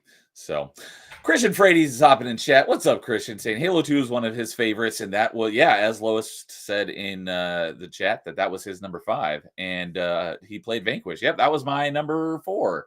So good to see you, Christian. We go into TV worlds. I don't know what you're referring to, Mike. So yeah, you're really making me want to play this, or it just really makes me want to, get a VR setup to play this, but yeah, I would say if you find it cheap to try it out, just if you like the puzzle aspect of it, because again, it is a puzzle shooter in a way. Try it first, and then if you get a chance, like I said, it's my tied for first favorite VR game. So like, yeah, it's fantastic. Yeah, I think because I've never really I played VR for like 5 or 10 minutes. Someone else had one. Mm-hmm. I think I'd be fine when it comes. Kind of a lot of people have problems with like getting motion sickness in VR. I think I'd be fine because I'd never get like motion sick, or car sick, or plane sick, or anything. So, or seasick. So I think I'd probably be fine on that aspect. So this really makes me want to play it in VR. Oh yeah, no, if you can play in VR, that's how I would recommend it. Okay, cool. So we got our first overlap. So, all right, Carl, you want me to go next, or you want to go next? You can go next. All right. So my number 3 is the game that we've been waiting for the sequel to forever. That is never going to happen. And one of those Valve games that can't count to 3. That is Half-Life 2. So this, this is probably like a year ago, or maybe not quite a year ago now, but it was because of Half-Life that I created a Steam account. because it required a Steam account to play back in the day, and so I didn't know what Steam was, but it required it in order to play it. And so I went back and looked because I was talking with Fractured Filter about it, and I think it was James or might have been you, Carl. I don't remember. It was a while ago, and we were talking about the age of our Steam accounts, and I was like, let me go back and check. And it said like November something 2004, and I'm like, I remember I created this because of Half-Life 2, and I went and checked the release date of Half-Life 2, and they were day and date. They were the same thing. The day I created my Steam account was the day that Half-Life 2 launched, because I was so stoked for this. So I loved Half-Life 1, and because it also had 2 expansions. It had Blue Shift, where you play through the events of Half-Life as Barney, the security guard. I didn't really care for that one that much, but there is Opposing Force. You play through the events as one of the grunts that's sent in to kill Gordon Freeman, and I freaking loved that expansion a lot. But Half-Life was great. I loved it. So I absolutely could not wait for Half-Life 2.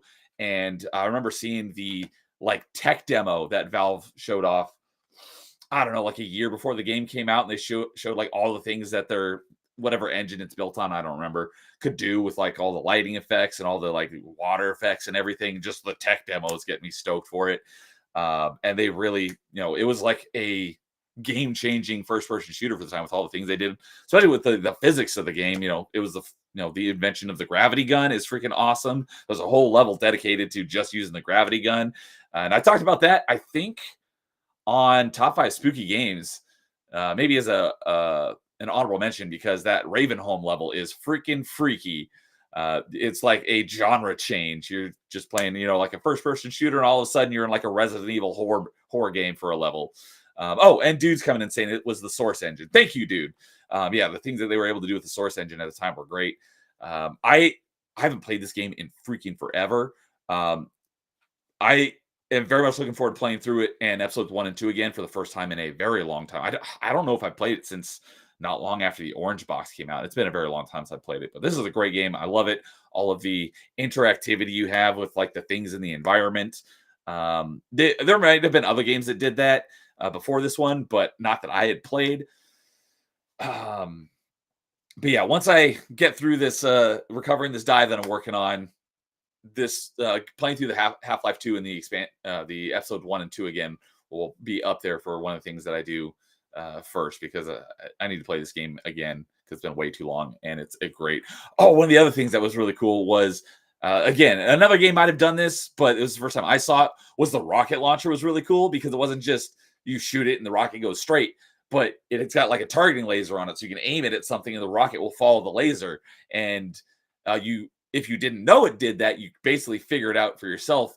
I don't know, midway through the game, where there's these, I don't remember what they're called, but they look like flying manatees, and they're chasing you and shooting you on the highway. You pick up a rocket launcher. If you just shot it, you'd never be able to hit it because it's flying around so much. But then when you figure out you can point the laser at it and the rocket will follow it, so you just got to keep your laser pointed at it, and you got to hit it a few times to blow it up, and then you can continue on your way. Some of the other ingenuitive things they did was the antlion level, where you don't have any guns. You just get these things that look like onions, and you just throw them, and the antlions basically follow your commands. You just have the antlions go and take everything out for you. That level was freaking awesome. Then at the end of the game, you get the super gravity gun, because normally you can only pick up objects and not people, but then you lose all your items, and all you have is a gravity gun. It gets supercharged. The only thing you can do is use it to pick up Combine and throw them all over the place. Such a great game. I love this game so much. And it spawned one of my favorite puzzle games, was the Portal series as well. So I love the franchise, but Half-Life 2 is just such a groundbreaking game for the time. Love this game. I didn't get a chance to play Alex, but if I get VR, I'm absolutely playing Alex as well. My brother said like they could easily just name that Half-Life 3, and people would have been mad because of how long it would have been in a short game, but it easily could have been that. So if you want Half-Life, just play Alex. Yes, it's not the right way to play it, or the way you want to play it, but it's your fix, I guess. I have been tempted to pick up Half-Life Alex, even though I don't have VR, because I found out not that long ago, a month or two ago, because of Fractured Filter, that there is a no VR mod, so you can play it as a standard first-person shooter. So I was like, I could buy it, play it as it, as it takes the motion mechanics out of the game, so you can still play it. And then if I ever do get VR, then I can play it proper. So I've had that on my wish list, but I haven't picked it up yet. But I'm very tempted to, because I definitely want to play Alex for sure. And I've heard it's a shining example of one of the best VR games. So, and dude saying the Source engine is now more famous for videos than for games because Valve doesn't know how to count to 3. And Paul's here saying howdy howdy. What's up, Paul? Good to see you tonight, as always, buddy. And Star Wars Marvel Pierce saying that Half-Life 2 is a solid game. Absolutely, yes, it is. And just the Half-Life franchise, just like the mods from the franchise have spawned entire separate franchises. Like I think that's how Team Fortress started, was a Half-Life mod. Yep. So yeah, I believe like you were talking about like Blue Shift and all that stuff. Like, so you said Blue Shift, I'm like, yeah, I believe Team Fortress was in that pack as well with like Half-Life 1, Blue Shift, Opposing Forces, and I think it was Team Fortress all together in a pack. Fortress 1, because then there was the orange box that had Half-Life 2, episodes 1 and 2, Team Fortress 2, and Portal. Yep. So, but yeah. So, you guys got anything you want to mention on Half-Life? No, great game. All right. Well, in that case, Carl, go ahead and bring us on home on our number 3s. My favorite shooter for number 3 is also a Valve game and also suffers from there's no number 3, and that is Left 4 Dead number 2. There you go. What about Back for Blood? It was all right. It just didn't. Didn't impress me. What's there to say about Left 4 Dead 2? It was so good that they brought Left 4 Dead 1 into the fold, gave it plenty of DLC and some great mod support. It's just good fun. That's the best way to describe it. It's just like if you're looking for the quintessential party game, Left 4 Dead is just that. You and 3 buddies just going around shooting each other, just being belligerent and silly. This game just captures the perfect antithesis of a co-op shooter. Just get to point A, point B, safe houses, giant over the top zombie mods, giant over the top like special infected. This game is just great. If you haven't played any Left 4 Dead game, why not? What's wrong with you? These games go on sale all the time for like 99 cents. Yep, I picked up 1 and 2 on Steam for like $1 each because of you and James. Because I played Left 4 Dead 1. I didn't really care for it that much, but I only played it with bots. I've never played it with other people, and I know this would probably be a lot of fun with people. So for me, this is in that Borderlands category where it's boring by yourself, but it'd probably be a lot of fun in co-op with other people. Oh, it is a blast in co-op, and it's also on the 360, and you can still play and get those achievements there, Neo. Yeah, that's where I played Left 4 Dead 1 was on 360, but I never bought the DLC, and I never ended up playing 2 because I wasn't a huge fan of it. But if anyone has friends, that's why. Yeah, I didn't have friends who are as into gaming as I was. So if anyone has it on 360, I will look at picking it back up and finishing off the achievements on 360 if anyone's open to it. I would help you do that. I think Dude would too. Okay. So yeah, I love this game. You spend most of your time playing it with other people? Me and my my one cousin, we were huge fans of it, and I think it had couch co-op, the first one. I'm pretty sure it did. And we would just play. I would go to his house sometimes. We'd play couch co-op there, or I got the first one for Christmas, ironically. So all Christmas after we got done with just the rigmarole of the holiday, rush, then we were texting each other. So like, I was like, man, I got Left 4 Dead. Are you ready to go? He's like, it's about time, So that's all we did on Christmas, the year this game came out, and we just played it completely, from start to finish on Christmas Day. So Left 4 Dead's a Christmas game, in my opinion. All right. And dudes, yes, both Left 4 Deads are backwards compatible. Yes, they are. Dude saying that both Left 4 Deads are backwards compatible. At least on 360, you can play them on Xbox One / Series X. And he's saying you better have Shrek as the tank if you're playing on PC. But October, Mike saying Left 4 Dead 2 or 1 still go to game. So yeah, I think, is there really any reason to, if you're gonna only play 1, is there any reason to play 1 over 2? Sounds like everything that was in 1 they put into 2. It's just for nostalgia purposes, and if you want to get the Steam achievements and stuff. I still like to play Left 4 Dead 1 more than 2. just for nostalgia reasons. But I still love Left 4 Dead 2. I've put in so much hours on both of these games, like it's not even funny. Hey, look at that. Sad Lad Chad's right there with you, saying it's a Christmas game for him too. Indeed, it's just pure fun. Like you get like. I want to get some of the statues. They're really cool. Like there's the special infected that's a smoker, and you can hear it coming because it has a smoker's cough, and you just hear the little fun interactions. Them going like smoker or something, and he just grabs you with his tongue. There's the one that's called the hunter, and he just jumps on you, and starts ripping you apart. There's like the witch, which is just don't disturb the witch. Don't disturb, and you get an achievement for taking her out in one shot, which is like one of the best ones to do. Obviously, you saw the tank there, which is just a super meat boy, just jacked up, going to town on you. And then Left 4 Dead 2, they introduced like the Charger. I forget what the other one called. I think it was a Leaper, where he just jumps on you and he grabs your head and he pulls you around. I can't really remember the name of that one. And then, of course, there was a Spitter, which I always just made fun of. I was like, yes, because I grew up in this town called Fox Lake. I was like, yes, the Fox Lake woman, where it was just like this really messed up looking woman that just spits acid on you. What was the one that had the tongue that would try the smoker. to? Well, okay, what's smoker? Okay, I'm trying to like which one had the tongue. Okay, so I pulled it up, and there's the Boomer, Hunter, Smoker, Tank, Charger, Jockey, and Spitter. Jockey, that's it. I couldn't remember. Jockey. Yeah, the Jockey is the one that would grab you on the head and just pull you around and everything like that.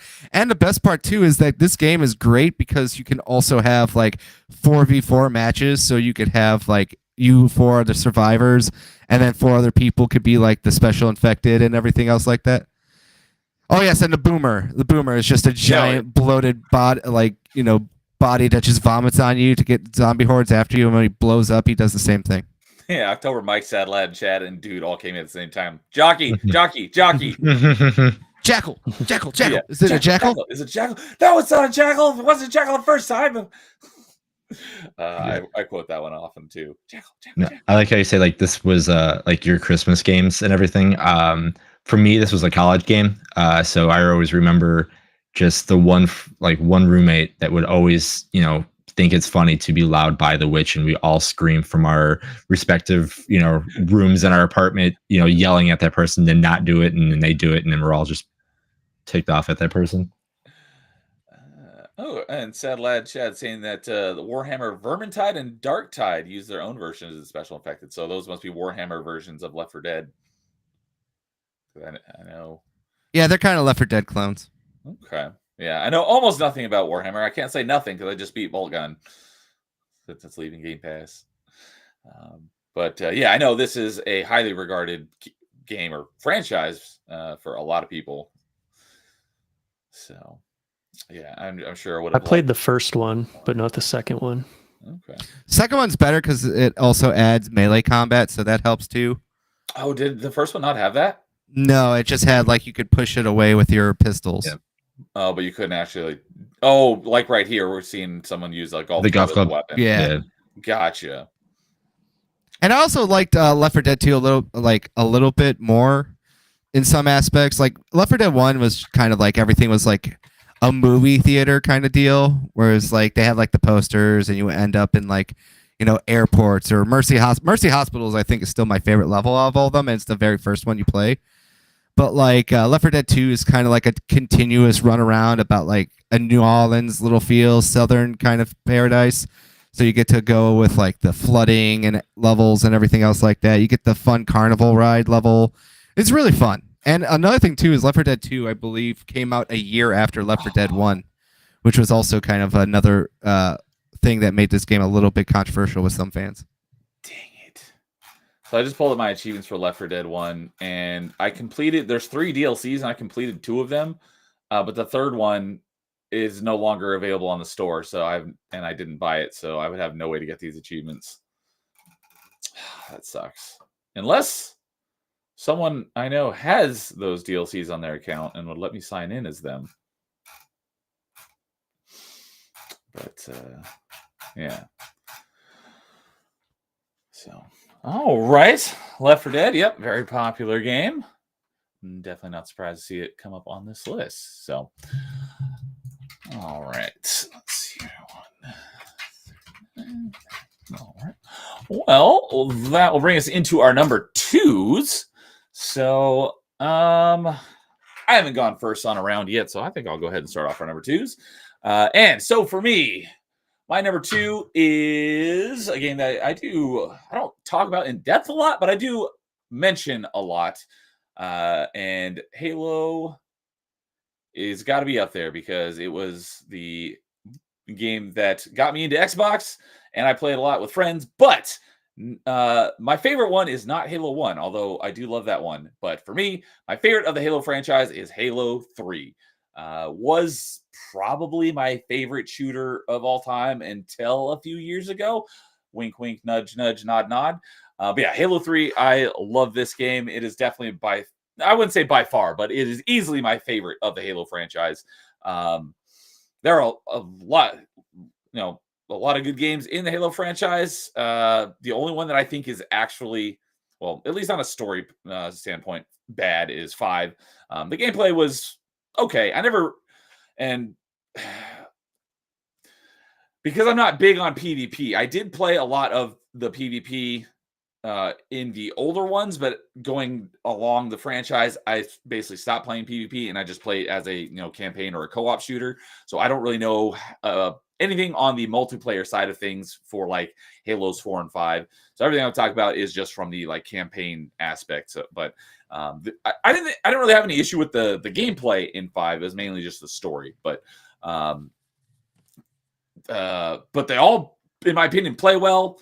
Even ODST, I freaking love that one. I think when we did top 5 soundtracks, I think I listened to all the Halo soundtracks, and I think ODST was my second favorite soundtrack behind the Halo 2 soundtrack. But for me, Halo 3 is the cream of the crop for the Halo franchise. It was arguably one of the biggest video game launches of all time. The hype around this game was insane. Yes. And it lived up to the hype in every aspect, in my opinion. This game is just so great. So, yeah, I got into... I was a PC gamer at the time. I got back into console gaming because all my friends had Halo and Halo 1. We were talking about earlier when Lois was talking about Halo 2. We played a crap load of System Link of Halo 1.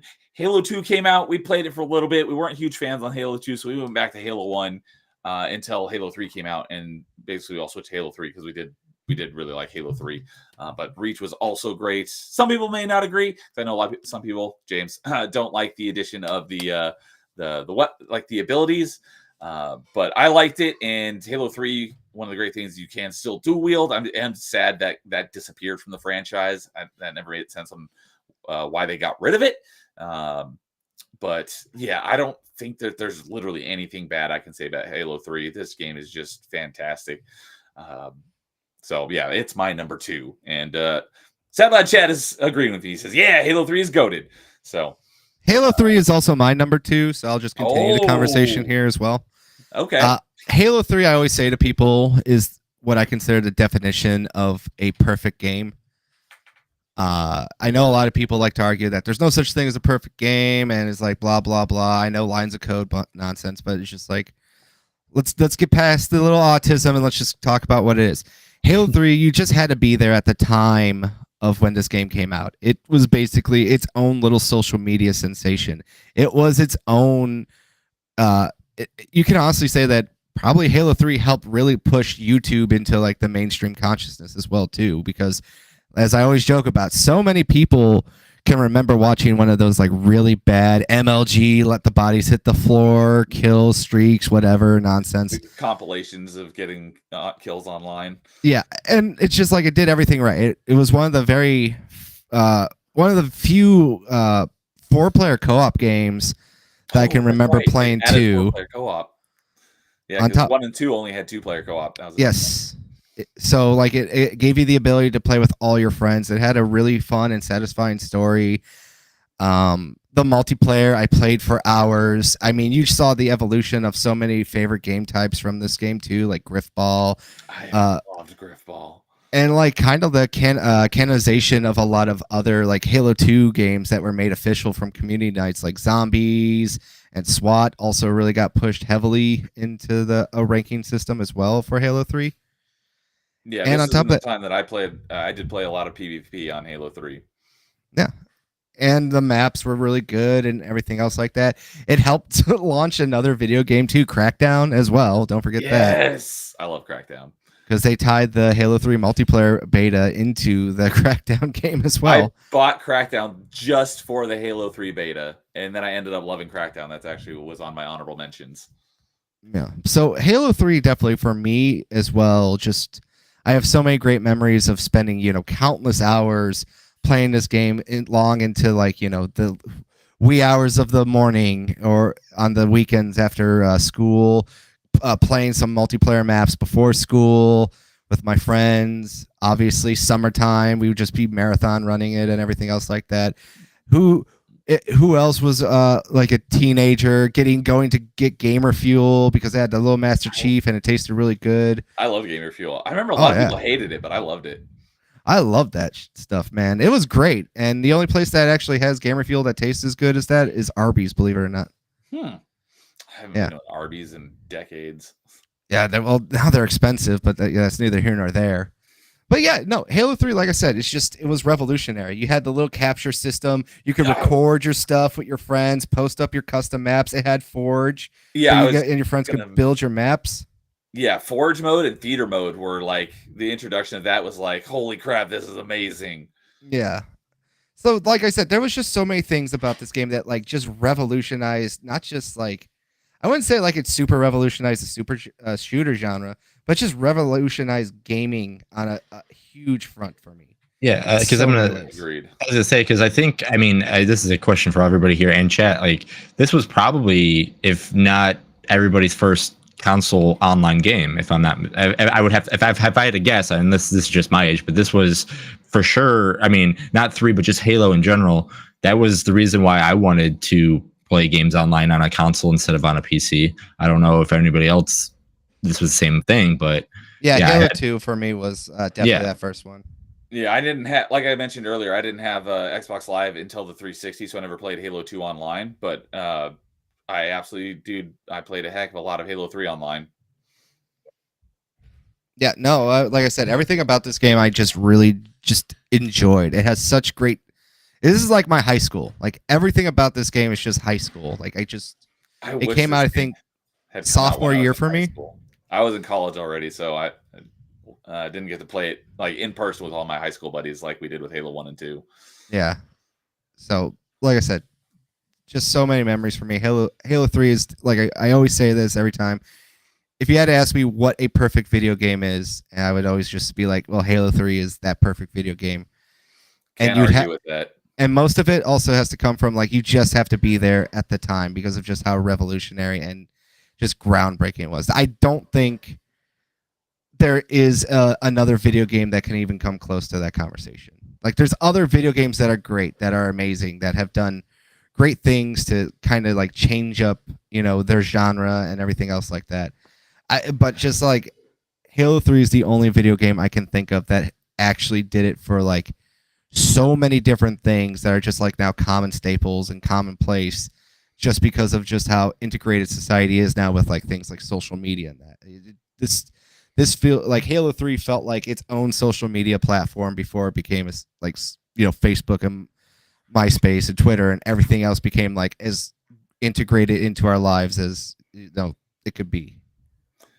Yeah, if you I was talking to dude about this recently, and I think it exists on the Master Chief Collection now, but it didn't originally in Halo 3 when it came out, which is the one thing I would have added to it because I loved playing custom games, but you could only play custom games like with a private lobby.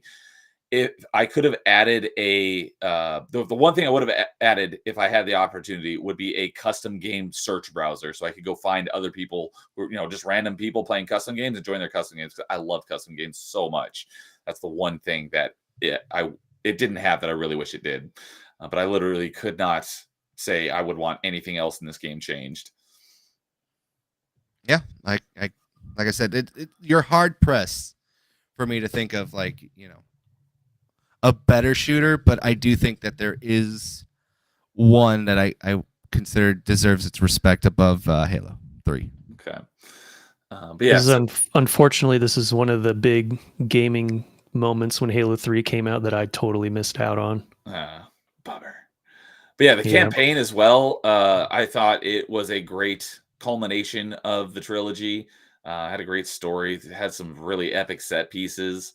Probably my favorite is when you have a Hornet, or you're supposed to have a Hornet, and you're fighting the two scarabs outside the like the yeah. where Or no, the better one. Arc. Sorry, but yeah, that one is awesome. The better one is when you fight them with mongooses. That's the better one. Oh, earlier was it? No, that was a couple levels prior, but that's a good one too. Yeah, when the scarab comes down, you're just running around mongooses or you're shooting rockets. Oh, it's just so fun. Did you? There was a funny video I saw where a NPC just fires a random rocket and just takes out the scarab by himself. Yeah, I was like, what is going on? The guy's like really confused. So what? The NPC fires a random rocket and it goes just right in the perfect little spot where it hits that one spot on the back of the scarab and blows it up. It's like, what are the odds of that? And that's another thing too, is just why Halo 3 was so great, is that you could actually record those clips in game for the first time probably ever, and you could be like, no, it's real, I have video proof. Yeah, such good times. Yeah, it's sad that we'll probably never get something like the launch of Halo 3 in the industry again. Well, just things have changed. Everything's become more like buy at home, rise of digital media and everything else like that. It's just you're not gonna see it as much, and that's just kind of the reality of the situation. As we get older, stuff is just changing. Yeah, like even all like glad I was there at the time though. Yeah, like even last gen, it's like there weren't any of those like super iconic commercials that you can think of for any video game off the top of my head. Oh, another thing that was cool with the community aspect of the game was if you got the first, it was the Hayabusa armor, which is from the Ryu Hayabusa from Ninja Gaiden, and you got that by, I believe it was by getting all of the Vidmaster achievements, which I think there were 7. They were all worth 0 gamer score, and they were each one was tied to like a difficult challenge. So if you saw someone that had that, it's like, oh my god, that person's pretty good. And then later on, it became the recon armor, because the only people who got the recon armor was people that Bungie like gifted it to. So there's a couple people who like got it for like silly things. Like one person got they shot a rocket and it exploded, and the cone that was next to the explosion came and hit him and killed him. And I remember that person, Bungie thought it was hilarious or something. They gifted the person recon armor. So that was like the holy grail of the Halo community, was getting the recon armor, because the only way to get it was if Bungie like bestowed it upon you. So, and Sad Lad Chad's mentioning, don't forget file share. You could save your stuff so that other people could download it. Like you could make a map and a game type and put it on your profile, and other people, just random, could come to your profile and download it, and then they could play your game types and stuff. Such good stuff. So, yeah. But yeah, Sad Lad Chad said Halo 3 is goated. Halo 4 and 5 do not exist in your mind. Perfectly understandable. 4 is not as bad as people say it is. I think it's still good. I think 5, if you just played the multiplayer, it's not that bad of a game. But like, yeah, I'm with you that the storyline and everything else it just felt weird. And especially the way that they tried to continue that story. It was like, oh, you got to watch this 5-second clip of a Taco Bell ad after you eat the fire sauce, and then it'll make sense to you. I'm like, it's just kind of dumb. Microsoft really did not know what they were doing, and 343 and Bonnie Ross just didn't understand what to do with Halo 5, at all. Halo 4, it was fine, the ending and the set off, and then they just retconned all that stuff in Halo 5, and then they retconned that stuff again in Halo Infinite, and it's just well, what's going on here? What are we doing? But Halo Infinite wasn't terrible either. I actually enjoyed Halo Infinite. I have yet to play it. That's one of the ones I'll be playing once I get all caught up in my dive. So I think you'll like it. It's a good podcast game. Yeah, I think it'll be interesting playing it as it's basically an open world game, so that'll be an interesting twist. The grappling hook is great. They really nailed it with the grappling hook in general. That's just pure fun. Spider Spartan. No, I'm dead serious. Like, you may laugh, but like once you're playing it, you'll be like, I get it. You're gonna text me and be like, I get it. No, I don't doubt it at all. So, but dude saying they didn't bring back dual wielding because it was difficult to balance for the sandbox. Okay, yeah, I was gonna say, what was it? The plasma pistol and what was the SMG? Or the SMG. Where you could just charge and then it's over. So I mean, I was like, yes, thank you. That was with the battle rifle. Gotta love a good BXR though combo. BXR.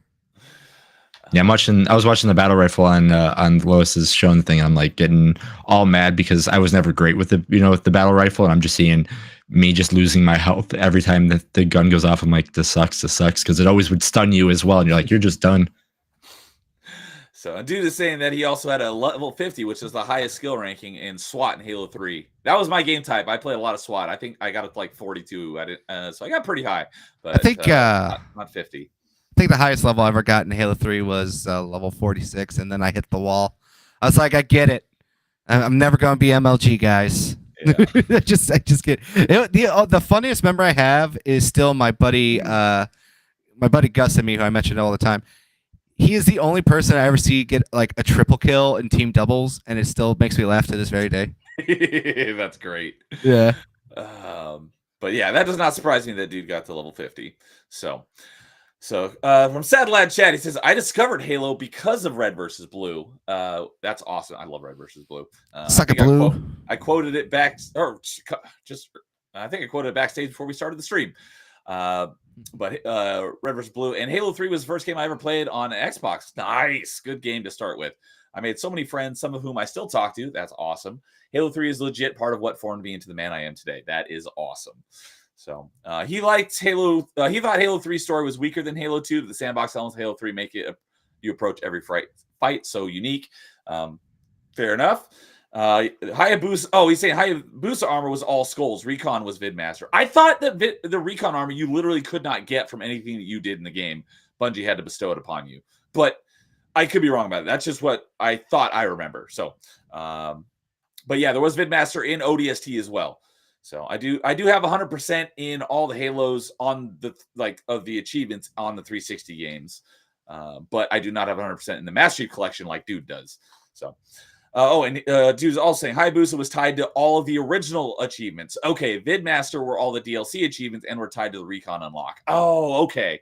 So originally, Recon, you could only get it if Bungie gave it to you, but then they added it into the game later so you could unlock it if you did all of this extra stuff. So thank you for the memory trigger. He's calling me Neo's a fake Halo 3 fan. I just forgot exactly what the details were of all that stuff. I have 100% of the achievements in Halos 3, 4, 5, ODST, and Reach.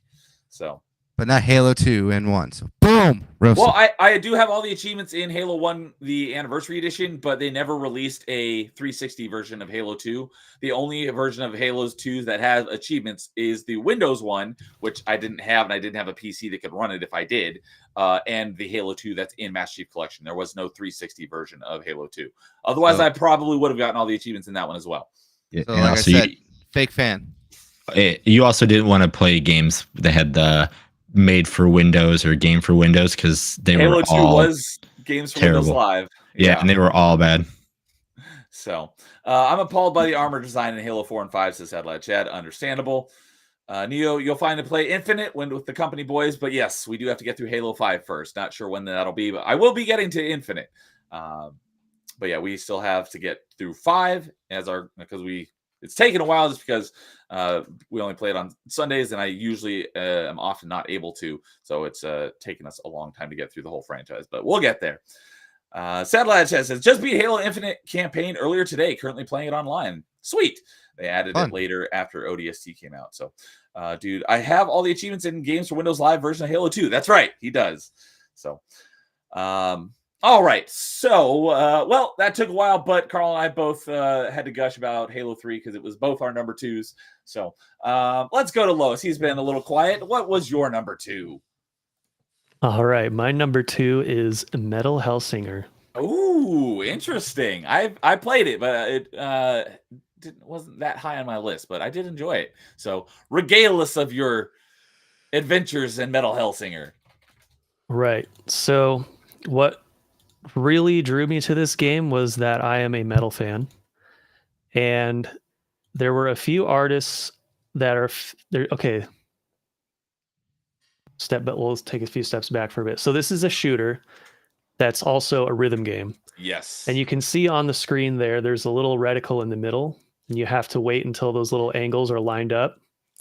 And if you do that, your score will go up, your damage will go up, and the music changes the higher Yeah. your multiplier goes. It's just like Rock Band in that every time you get like you do an action on the beat after like Yes. after like 8 times, the multiplier go up to like ×2, then ×4, ×6, ×8. Or no, not ×6, ×4, 8, 16. I think 16 was the max, but Yep, 16 is the max. So, and then the other main appeal of this game is that the soundtrack has a lot of guest vocalists from some famous and some not so famous metal bands. For example, I don't know if this is considered a spoiler or not. Should I say who they are? I wouldn't say that's a spoiler. Okay, so there's Alyssa from Arch Enemy is one of the vocalists. Michael from Dark Tranquillity is one of the vocalists, and Serge Tankian from System of a Down is one of the vocalists. Yeah. So that's what drew me to the game initially, because I like all these artists a lot. Dark Tranquillity especially, they're really, really good, and the singer features on like half the game's soundtrack. So what this game it basically feels like playing Doom to the beat of these awesome metal songs. And a lot of people like to describe it as an awesome album with a game attached. I would agree which with that. is very fitting. And yeah, this one also, like I mentioned, Praying 2 had my soundtrack of the year. This game also had my soundtrack of the year for 2022. It is a good soundtrack. I've been trying to get it's Paul up there to play this because he's a big music guy. Yep, I actually have a top 10 soundtracks video that I've made before, and this is actually in my top 10. Nice. So it's amazing, and it's super hard too, because you basically have to train yourself to shoot at the right times. Otherwise, you'll do so little damage that you'll just get overwhelmed. But it's so fun once you get it down, and so satisfying.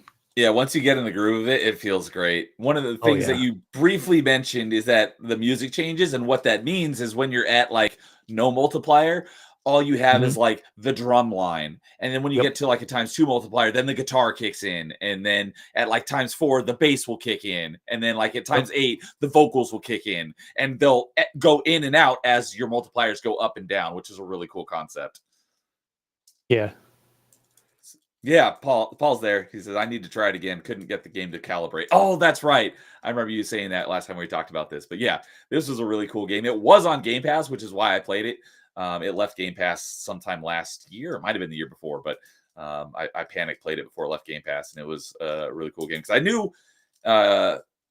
like, I had heard good things about it, and it was on my list of things to play. And they're like, it's leaving Game Pass. I'm like, all right, well, now's the time. So I played it on PC on a monitor, obviously, and I didn't actually have any issues with calibration, but I imagine if you're playing it like on a TV, there might be more of a delay, because I remember go ahead. When I was playing Rock Band on PS4, the calibration was a nightmare, especially when the game first launched, because it was buggy as well. But I had no issues with calibration on PC, at least. Because I played it on Xbox, and when I first booted it up, it wasn't quite right, but the calibration settings weren't too difficult, and then I got it down right, and then I didn't really have any issues after that. So it wasn't too difficult, but yeah, cool game. There's only 2 voiced characters in the game, and there are 2 big name voice actors. And one of them I didn't recognize just because I know the voice actor's name because he's in freaking everything, but I've not played many games that he's been in, so I don't really recognize his voice yet, and that's Troy Baker. But the other voice actor, as soon as I heard it, I'm like, I know exactly who that is. That's one of my favorites. And that was that's blank Femshep. Jennifer Hale. Thank you, Jennifer Hale. She's a voice in this game as well. So I was like, oh yeah, Jennifer Hale. So, and it's not a terribly long game either. So kind of like Vanquish, you could get, once you get into the beat of things, you could get through it in a relatively short amount of time. So if you just want to, and there are different difficulties as well as expected. But yeah, I definitely recommend this game as well. It was cool. Got a great soundtrack, really cool premise. So there's another game that I was getting mixed up with this one for the longest time because it's basically the exact same idea. Are you familiar with Bullets Per Minute? Yeah, I have that on my wish list. I haven't played it yet, though. Okay. I was going to ask you if you played it because I know of it, but I don't know. And I know it's basically a clone of this, but I was curious on what you thought of it if you had played it. So I think that game came out before Metal Hellsinger too. I I think it came out before. Because a lot of people were comparing Metal Hellsinger to that when it came out. So, but yeah, this was a cool game. Great soundtrack. One of the few soundtracks I've listened to outside the video game. Because, you know, as I often say, I'm not huge on like listening to video game soundtracks, but I did go and listen to this one outside the game because it was pretty great. So yeah, Satellite Chad's giving the rock fist. Please tell me Brendan Small is in this game. I don't think so. Brendan Small. Know who that is? Pride of Illinois. Who's Brent? What band is that? Metalocalypse. He also did movies for Adult Swim. Yeah, Brendan Small's a Illinois boy. I believe he grew up in Rockford, Illinois. So it was a while ago that I played it, so I don't remember, and I don't know a lot of the names of, like, I know Serge Turkanian, but a lot of the other people's, like the actual like singers' names, I don't know them, but I've heard their band names before, so I wouldn't be able to tell you Brendan Small was in it. So yeah, the other two famous ones are probably Matt Heafy from Trivium and I know Trivium. Randy Blythe from Lamb of God. Yep, I know Lamb of God. And then also Christina Scabia from Lacuna Coil is in one of the DLC songs. Oh, I didn't play the DLC, but I do like Lacuna Coil a lot. I bought a free Randy t-shirt at Mayhem Fest the year that he went to jail and overseas. So yeah, Satellite Chat is saying Femship. Yeah, Jennifer Hale. I just blanked on her name for a moment. Yeah, excellent pick. So, all right, I think that leaves it with Jason to round out our number twos. Yeah, mine's gonna be pretty boring. It's my number 2 and number 1. So if you guys are in chat, I apologize. You guys have probably heard me talk about these games way too much. Final Fantasy VII. Yep, right, exactly. For number 2, I put Borderlands 2. Okay. Yeah. I figured Borderlands would be on your list, but I wasn't sure which one it was going to be. Yeah. 3, I was looking to see which I had more hours in. 3, I just barely have more hours than 2. I like 3 because the more the game becomes newer, the more you can do with it. I like the extra stuff that you can do in the game. But 2, I have like 150 hours in. The boss was so good at number 2. Probably the best boss that they had. I didn't care for the dragon thing. What was the boss of 2? Oh shoot, what's his name now?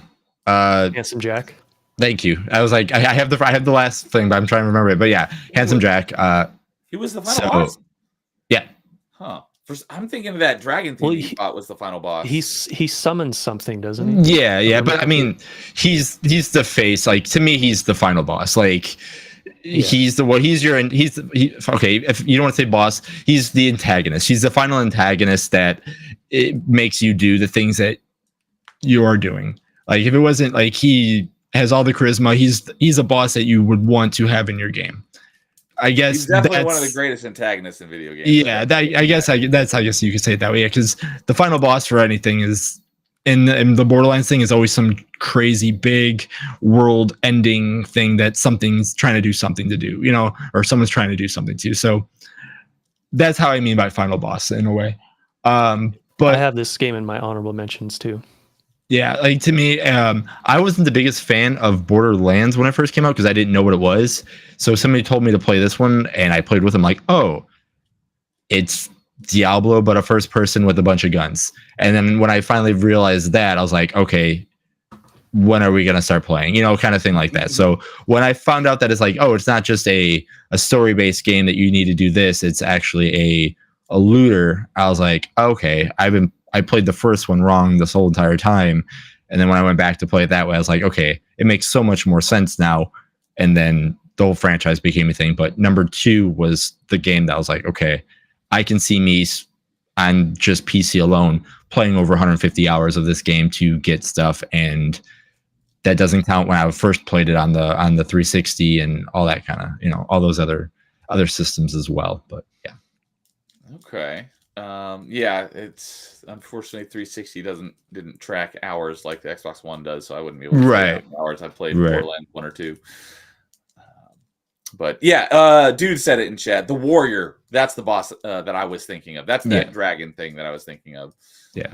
But yeah, Handsome Jack is definitely a great antagonist. Yeah, I always when I mean that, like, because in Borderlands the final boss is always some gigantic, crazy spectacle monster. So yes, Handsome Jack might have been the final boss, but to me he is, because he's the one doing everything. So okay.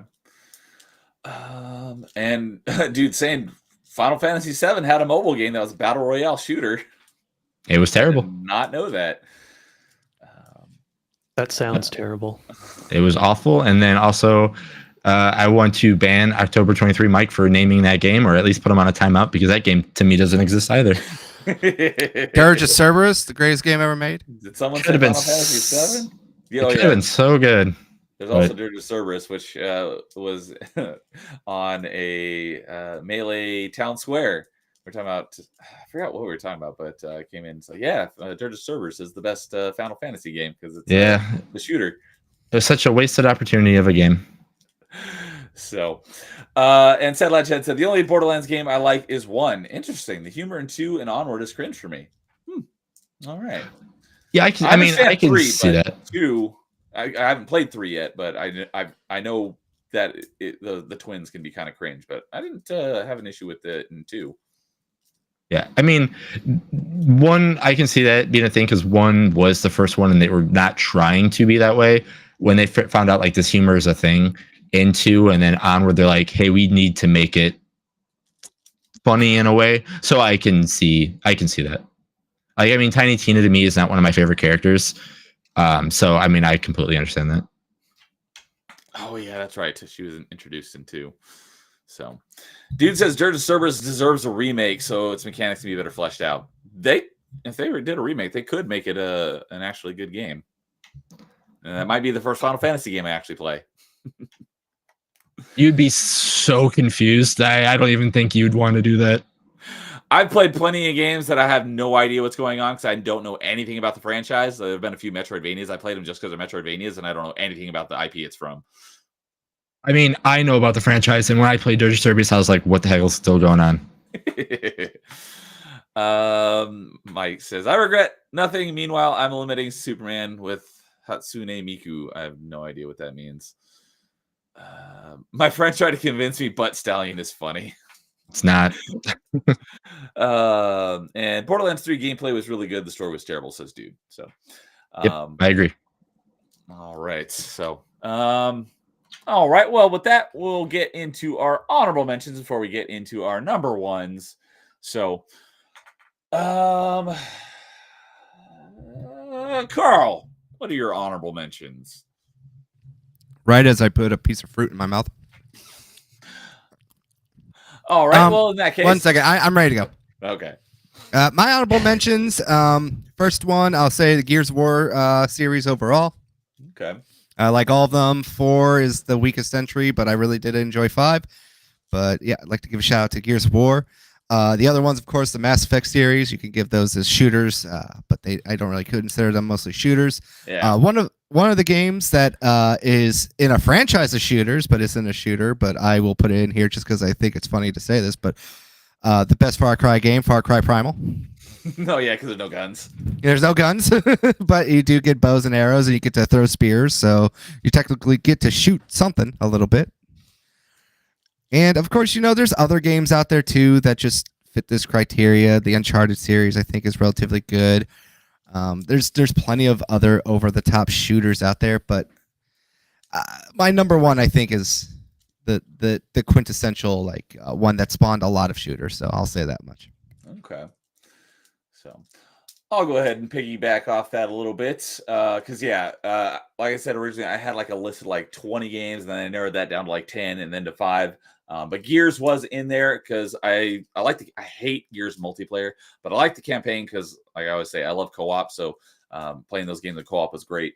But the games that I had originally in some of these I had in my list, but I pulled them out because they're shooters and there's something else. But I was like, I'm gonna make my list of just shooters.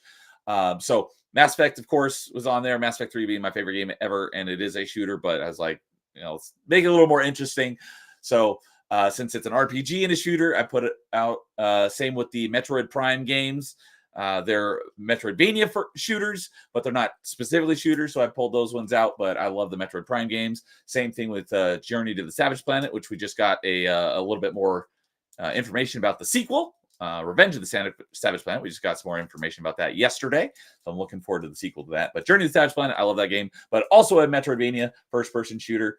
And then another one that kind of fits this category where you could play it as a shooter, but if you're playing it as a shooter, you're probably doing it wrong, and that is the Jedi Outcast, Jedi Academy games, because those are meant to be lightsaber force power hack and slash games.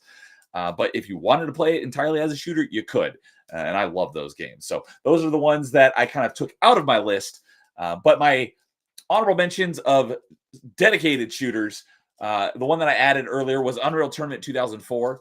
Because I totally forgot to put that on my list. I love that game. I played Unreal Tournament 2003. I only ever played the demo, but I played a heck of a lot of the demo, but I never actually bought Unreal Tournament 2003 because Unreal Tournament 2004 came out just a year later and had everything that 2003 had, plus more maps and the added vehicles. So like I said, I love the Unreal Tournament franchise. I never played it online. I just played it against bots, but I had a lot of fun playing that against bots.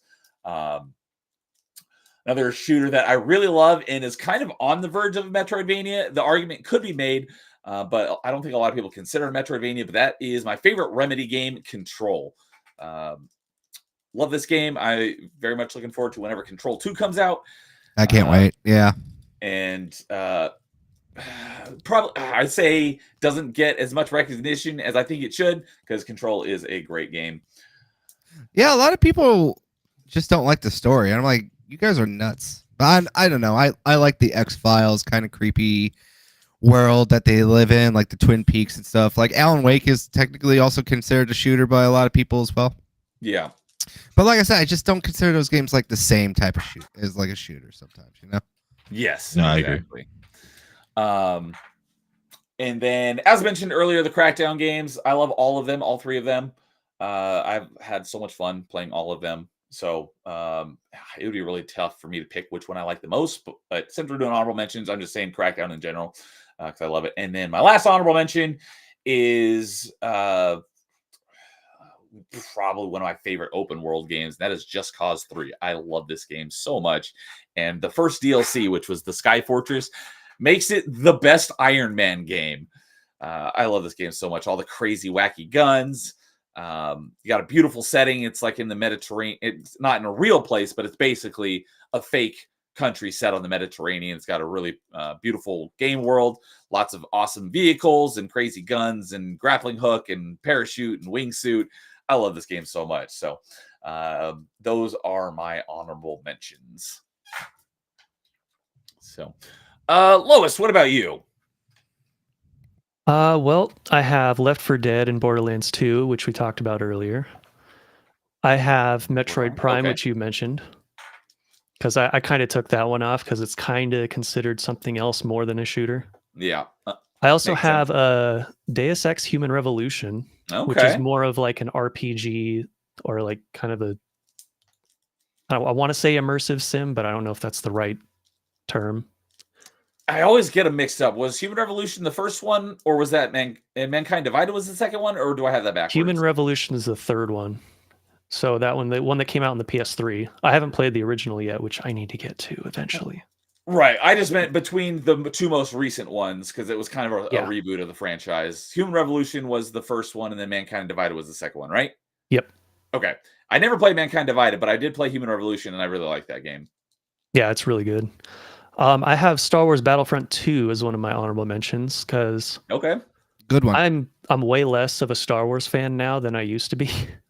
Understandable. So I have Sin and Punishment Star Successor, which is a Wii shooter, okay. and it's more of like a on-rails shooter. It is a rail shooter. It's also Yeah. was a Japanese exclusive Nintendo 64 game. Oh. Right. I've heard of Sin The and one on the Punishment, but I don't Wii. know anything about it. Yeah, the one on the Wii is a sequel. Yes. And obviously it's on the Wii, so it's all motion controls, and it's really, really fucking hard. I also guess another honorable mention since I forgot about this rail shooter, but I think you should say it. Panzer Dragoon rail shooter. Oh, okay. Oh, there you go. I also have Link's crossbow training because I'm a Zelda fanboy. Just saying. Oh well, if we ever get back to doing Zelda games part 2, we'll have to have you on. Yeah, that one was Or like a part pack in 3. for the. Did we do a part? That was a 2? pack in for the rifle Wiimote thing, No, we didn't. and it was actually way better than it should have been. I have one more honorable mention when you're done. Okay. I also have Spec Ops: The Line, which is a third-person shooter with a story that you should experience, in my opinion. Yeah, my brother. I think that if he was on this show, that would have been on his top 5 for sure. He talks about that game way too much. And Yeah, my only issue with that game was the hardest difficulty was way too stupidly hard.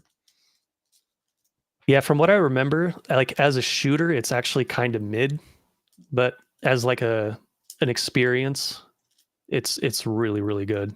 Yes, that is a great way to put it. Yeah, and then my last honorable mention is Senran Kagura Peach Beach Splash. Is that a rail shooter? No, it's a third-person squirt gun shooter with it's an anime titty game. That was going to be my guess. I was like, I think I've seen someone stream this game before, and I was going to be, it's that squirt gun game, isn't it? Yep, it's hilarious. Okay. And that's all my definitely not honorable something I was mentions. expecting to see, but that's hilarious. So. All right, Jace, what about you and your honorable mentions? All right, so I'm gonna go with the ones that have been already mentioned. So my list had Crackdown, Half-Life 2, Fear, Unreal Tournament 2003, and then as I said, I talked about Time Crisis and Virtual Cop. So I already talked about those a little bit. Ones that we haven't talked or anybody said anything yet is Returnal. I think that game's fantastic. I'm so looking forward to playing that. Yeah, it's a great game. Another one, this is one I just remembered from all the videos that we're watching. That was like an older game that if you get a chance to play, it was fun back then. And I didn't have a lot of time to play a lot of games, and I know I finished it. But the game called Painkiller. Painkiller. It was one of those little fun small games. Small games back then, first-person shooters that you could easily beat. I had fun playing it. Another one. This goes towards the light gun area would be Police 911. This was one of those. Yeah, you had to by Konami that you had to move sensors. And had all the sensors on it. Yep. When I played that one, I remember I had to take my hat off because it screwed up the sensors. Yeah. Absolutely. And then another one, just because again I get made fun of because I'm old. We're going back to what made the SRB, and that's Lethal Enforcers. That's another really fun. Another fun game that I remember. I believe it was the first one that would yell at you to reload when you were shooting the screen when you had no ammo left. So that reload is like buried in my brain. So anytime I see shooter as well. Yeah. So anytime I play a shooter or anything like that, and someone needs a reload, I literally say the Lethal Enforcers reload in my head all the time, and it's just buried in my head from all the times being in an arcade. So. And I think that was all of them. Yeah, that's all of them. All right. So Satellite Chad said the story. He liked the story in Gears 4 over 5, but Gears 5 gameplay is unmatched. All right, and he's saying, quoting me, "Say Mass Effect 3 is my favorite game ever, just like me, for real, for real." Sweet, is it really? I think he's mocking me, but if it is, that's awesome. Mike says, by the way, when I mentioned shooting, eliminating Superman with Hatsune Miku, I meant I am playing Fortnite as I hear the stream. All right. I've heard that name, Hatsune Miku, but I have no idea what that is or what that has to do with Fortnite. But thanks for the attempted clarification. And Mike was asking for Battlefront, Classic or EA? I'm assuming you meant Classic. Yeah, Classic. Yeah, I figured as much. I haven't played the EA ones. So I played Battlefront 2 after all of the debacle was patched out of the game, and it was a pretty good game. But I did not play a lot of the original one, so don't really have much to compare it with. But Mike's saying Peach beat Splash as cute Ninja Girls, Supersonic, and the Girl of the Hour, Nep. All right. So with that, we will get into our. I have one more honorable mention. Oh, sorry. Go for it. Crazy Ivan for the PS1. Crazy. I've never heard of that. Me neither. What, Look it up. What kind of game was it? You play as a drunk Russian fighting robots in a mech. And it's a shooter? Yes. Crazy Ivan. Let's see here. Oh, nice. Spelled with a K, not a C. Ah. Crazy Ivan. Let's see here. It does not have a retro achievement set, but this does look, first person shooter. Drunk Russian fighting. That does look that looks entertaining. Oh, you got a video up there. Yes, this is Crazy Ivan.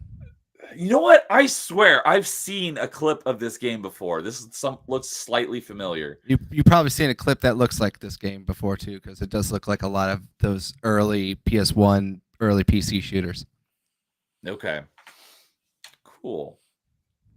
Yeah, never heard of it. So I think I mentioned this like once before. It's one of my fun obscure ones I like to throw out every now and then for people to play. that would make perfect sense because you're probably the only person that I would know that would bring up a game like this. Yes. So Sad Lads is saying that he prefers 2 over 3, but Mass Effect's my favorite series. Yes. So unfortunately, I had him scheduled for an open mic, but something came up, so we have not had to have an open mic yet. So looking forward to getting you on. We'll have to talk Mass Effect. So because it's my favorite franchise ever as well. So cool. Good to see another lover of Mass Effect 3. And Mike is saying Hatsune Miku is a virtual singer. Ah, okay. We might need to get Sad Lad on when we do the character rankings. We got to sit down and do that tier list. Oh, yeah. I forgot we talked about that. Yes. We'll reach out to you. Maybe we'll get you on for ranking all the Mass Effect characters. Yeah, so I can autistically explain the lore of Ashley Williams to actually set the record straight for people who don't seem to understand her at all. So, all right. Well, with that, now we will get into our number ones. So, I'll just start. All right. I'll do it. My number one, I'm just going to say the first Doom game. The original, the classic. I'm just going to go with the original and the classic because even though it's not my favorite Doom game, that's Doom Eternal, I feel like this is the one I need to point out because without Doom, I don't think we have as many shooters as we do. And if we really look at it, it spawned Wolfenstein. It spawned so many type of clones out there, from Serious Sam to Duke Nukem to PO'd. If you ever have seen PO'd, I've heard of it. It just recently came out on PC not too long ago. Basically, PO'd is just Doom as a pissed off chef in outer space killing aliens with a frying pan. And that was, it looks like it was on PlayStation and 3DO. Yes. Sounds about right. Yes, and it's also on Steam right now, and I think all modern consoles. Oh, okay. So it is just a generational, inspirational game that so many people love Doom in some way, shape, or form. Either classic Doom, Doom 2, Doom 3, modern Doom. It just transcends times. Everyone knows the joke of it running on like Windows, running on like a calculator, running on a WordPad or something like that. Doom is running on a pregnancy test. Yeah. Doom is like the game. You know, people like to say Crisis It was the original meme. I think Doom is kind of just like that Oh original meme no, as well. yeah, no, Doom was no, The Doom is for sure. two sides of the coin, because there's the Doom runs on everything, and then there's the can it run Crisis. Yeah, but it's just simplistic gameplay. It just holds up very well. It doesn't really like reinvent the wheel, and then it feels like every time you get a new Doom game, it just feels like it reinvents the wheel in a way that is like really good. Like Doom 3, I love Doom 3 a lot. I know that it's kind of sometimes a controversial one because of just how drastically different Doom 3 was, but it still was like one of the first like Doom games I ever played was Doom 3 on my original Xbox because everyone said it was really good. And it was very scary, very dark, and even for an original Xbox title, that game looks amazing even still to this very day. One of the best looking original Xbox games. And then, of course, Doom 2016 comes out, and Doom 2016, my God, man, that game was so great. And then Doom Eternal just feels like that's like my type of shooter, just in general. I love the fast pace, like on your toes, getting really gritty into your opponent's face. The murder puzzle. I love the murder puzzle. That's one of the big reasons why I like Super Hot, and that's another big reason why I love Doom Eternal. I just love just trying to figure out those murder puzzles. It's hard, it's challenging, and it's rewarding as hell. I know that, like I said, original Doom is what I'm going with, obviously, but it just feels like the whole entire Doom franchise could fit number one, but I feel like just go with the original Doom just because of just the greatness that this series has spawned in general, from copycats to sequels. And, hell, we even have the Gen Z version of it now coming back called the Boomer Shooter, Yeah. That was the last thing I beat. Bolt gun. And like I said, there's been a great resurgence of Doom clones in this modern era. One of them I highly recommend to people is Forgive Me, Father. Have you guys played either of those games? I've heard of it, but I don't know anything about it. It's basically a Doom clone. It's a Cthulhu version of Doom. That's the best way to say it. But it's got 2 playable characters, and it's super challenging and super fun. Highly recommend those games as well. It even got a sequel. That's how popular it got. Another thing to mention on original Doom is it might be one of the most modded games of all time. Mm-hmm. I can see why I'd be Doom number one, because like playing Wolfenstein 3D first, because that was obviously the first one that came out. Like I would not have thought that it would have come to be this would be their next game. And if you look at Wolfenstein and you look at Doom, like I believe it's a year and a half apart. Mm-hmm. And this game is just so much quicker than it was. It's so much nicer. Like yeah, they had Wolfenstein 3D come out first, and it's like, okay, this is the games we're gonna make. And then Doom's like, oh no, these are now what the games are gonna be like. And it's insane how different and same that those two games are. And I mean, like I said, they're not made that much difference apart. And like I said, I feel like Doom also inspired a lot of people to make a lot of shooters. Even on 100%. This list, we can look at, shooters that took heavy inspiration from Doom in some way, shape, and form. Mm-hmm. Well, like I said, I agree with that, because like I said, if this didn't come out and like say Wolfenstein 3D was their game they didn't make, and they didn't make something until something later on, I don't think it would have been as great. But when this game came out, how fast it was, and how you can do these other things, and then like you can add the puzzles to it, and then like, oh, there's a story about this guy that's trying to get out of hell in a way. Like there were so many random things instead of just a person in a maze that's going after robotic Nazis. Like that was Wolfenstein 3D. And like there's so many random little things about it. So yeah, like I said, Doom is not the first, but it is the best. Yeah. So Satellite Chad said, please, which when we were talking about the Mass Effect character tier ranking, so he definitely wants to be on that. Mike says, another go-to Doom game, and love to see more Slayers around here. Yep, absolutely. So Satellite has a great one here, kind of piggybacking off what you're saying is, without Doom, I don't think Bungie would have made Marathon. Without Marathon, we wouldn't have gotten Halo. Yep. Right. Absolutely. Dude says Doom can run literally on a toaster. Yep. Mike says, can you run Doom on X Machine? I don't remember what the X Machine was. I don't know what that is. Is that I know somebody just calling an Xbox? I don't know. I know somebody just put it on the refrigerator. Yep. Satellite Chad says Doom 3 was great. So we got another Doom 3 fan, as is Dude. He says Doom 3 is his favorite Doom. The permanent flashlight ruins the atmosphere. Doom 3 is the one Doom game I have not. I mean, I played a little bit of it, but I haven't played through it in its entirety. So I will at some point. I just haven't gotten around to it. But yeah, it's the one Doom game I have not played. So Mike says, rip and tear, Rumble. Yep. And Satellite Chaz go out of his way to find boomer shooters all the time. Yeah, it's a resurging new genre, and it's been quite popular. Well, if you haven't played Forgive Me, Father, I highly recommend checking this out, Sad Lad.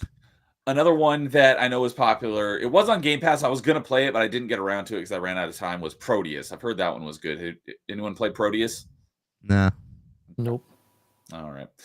Mike says Doom is the father of shooters and Wolfenstein is the grandfather. Yep, absolutely. So, and I will go ahead and piggyback off that, continuing the Doom love. My number one is Doom Eternal. I love this game so much. Nice. And this is probably one of my top favorite games in the last decade. And I didn't even play. I don't have the nostalgia for Doom. I didn't even play. My first Doom game was Doom 2016, and I didn't even play it till a couple of years after it was out. Then I went back and played all the classics except for Doom 3.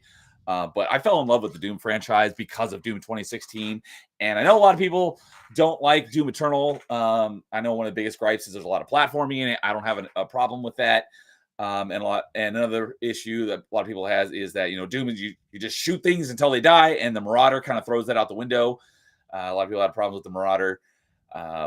But I didn't have a problem with that either. At first, when I first played Doom Eternal, I didn't dislike it. I just wasn't huge on it because I didn't like my main issue with it at the beginning was the change from in Doom 2016, all your guns hold like quite a bit of ammo.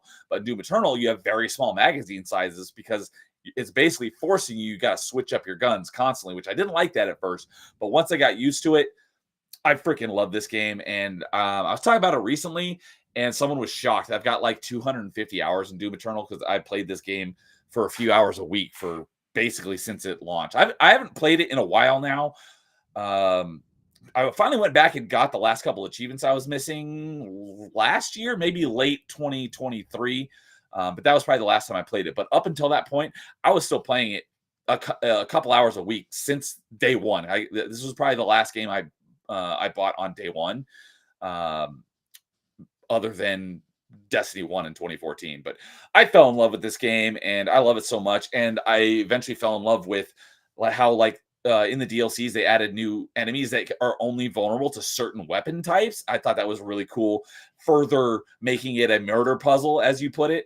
And you got to, mix up your tactics for each character, enemy that you're fighting. I thought that was really cool. Some of the enemies are really annoying. Like probably the one I hate the most was, I forget what it's called, but it's like the spirit that goes inside of other demons and makes them more powerful. Yeah, that's great.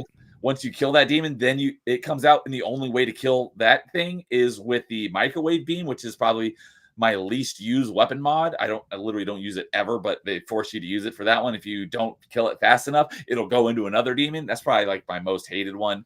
But I loved how they mixed it up by adding all these enemies that are only vulnerable to certain weapons and abilities to further, make it a murder puzzle. I love this game so much. Just talking about it, I need to go back and play it again.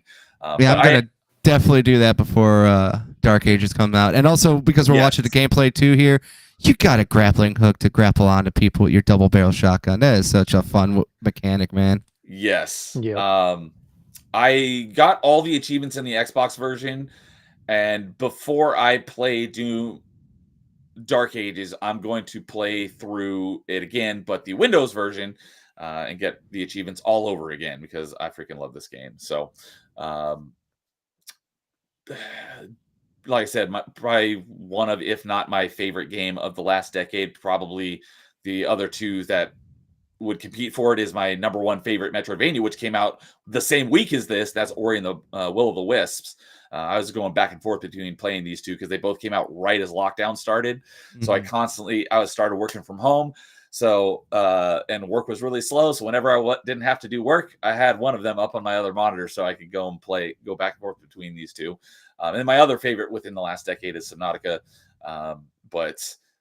Yeah, I love this game so much. And it didn't grab me right away, but I fell in love with it, and I love this game. It's so great. And I love all the different guns have different weapon mods, and you're constantly going through the game. You're basically upgrading your character, unlocking not necessarily new abilities, but at least for your weapons, you unlock different weapon mods, and you can, get the coins and stuff so you can upgrade your not necessarily get new abilities, but make your abilities better. So you're constantly like progressing your character as well. So it's not like just a typical like Call of Duty shooter where you're not any more powerful at the end of the game than you were at the beginning. So you're constantly getting better. It's got awesome weapons with great abilities. I could go on about this game for freaking ever. I love it, and but I won't. So, but yeah, Doom Eternal is my number one. So Nice. anyone else have a Doom game as their number one? Yeah, mine's gonna be a boring number one. So Everybody in chat knows who mine is. all right. Let's see here. Mike says my first ever Doom game was Doom 64, re-released on Switch and other platforms. Long forgotten Doom game that connects the old games with the new ones. Yeah. Dude says Doom Eternal is my least favorite Doom. I despise the Marauder. Understandable. He breaks the entire flow of combat. Yes, I will agree with good you. scrub. So I understand it, but I love Doom Eternal. And Mike says Spider Slayer does whatever a Doom Slayer does. Doom Eternal. So, all right, let's go lowest, and then Jason will finish us off. Or no. Actually, since Jason, let's flip that around. Jason, go next because it won't be as much of a surprise. Then Lois can finish us off with something that will probably surprise us. Yeah, I have a feeling mine's going to be an odd choice. All right, then, Lois. You finish off, so Jason, you go next. Right. So mine changed the franchise away. Obviously, you had a weapon at all times, but to me, this wasn't a survival horror game. This was more of a third-person shooter in a way. But my number one is Resident Evil 4. The original or the remake? I just went with original because to me, that's what changed the franchise in a way. Obviously, it was a fixed camera angle puzzle with weapons to go after, but as soon as 4 came out, it became behind the shoulder. You had to you had to use weapons in the first 3-4 games if you want to say it, but when 4 came out, is like, oh no, you have to buy weapons and upgrade them to get past certain things because you need a sniper rifle to take out a few enemies with a heat vision on it. You need to That's where I stopped playing the game. Yeah, right. Yeah.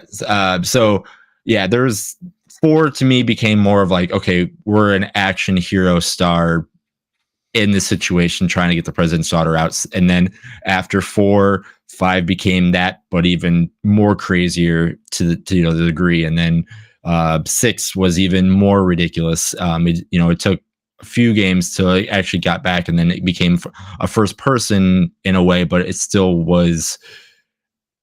I guess 7 to me wasn't as much needed a weapon, but like for a while it became like, hey, this is where the franchise is going. And then even when the remakes came out, it's like, hey, the remake 2 and remake 3 and 4 again were all behind shoulders and like, hey, you need to do this. So after this game came out, it became like, hey, we're doing this way. And then as we just saw in the thing, like it had chapters. In the first few games, it never had chapters. It was just one continuous game. This one's like, oh no, you're saving here, you're going this way. It wasn't more survival horror anymore. It was like it was horror action. So that's why this would be my number one. Yeah, Resident Evil 4 is the only Resident Evil game I've played, much less played most of it. Like I said, I never actually beat it, but I got a good chunk of the way through the game, and I expected it. My mental image of the Resident Evil was going to be this super scary horror game. I didn't think Resident Evil 4 was like scary at all. No, creepy, it's not. But not scary. But I'm not big on scary stuff. So yeah, I know a lot of people think RE4, 5, and 6 are not good because they basically get rid of all of that, and it's basically an action third-person shooter. So I think I'd probably like those ones the best if I did continue playing them. But at some point, I will be going through Resident Evil 4 again in its entirety, and I'm basically going to pull a Dude Souls thing, and DJ is going to kind of talk me through it because DJ Access loves Resident Evil as well. Yeah. He convinced me to buy it on Steam and give it another chance, and he's going to kind of talk me through it because he's played it so many times. So yep. I will play through it in its entirety.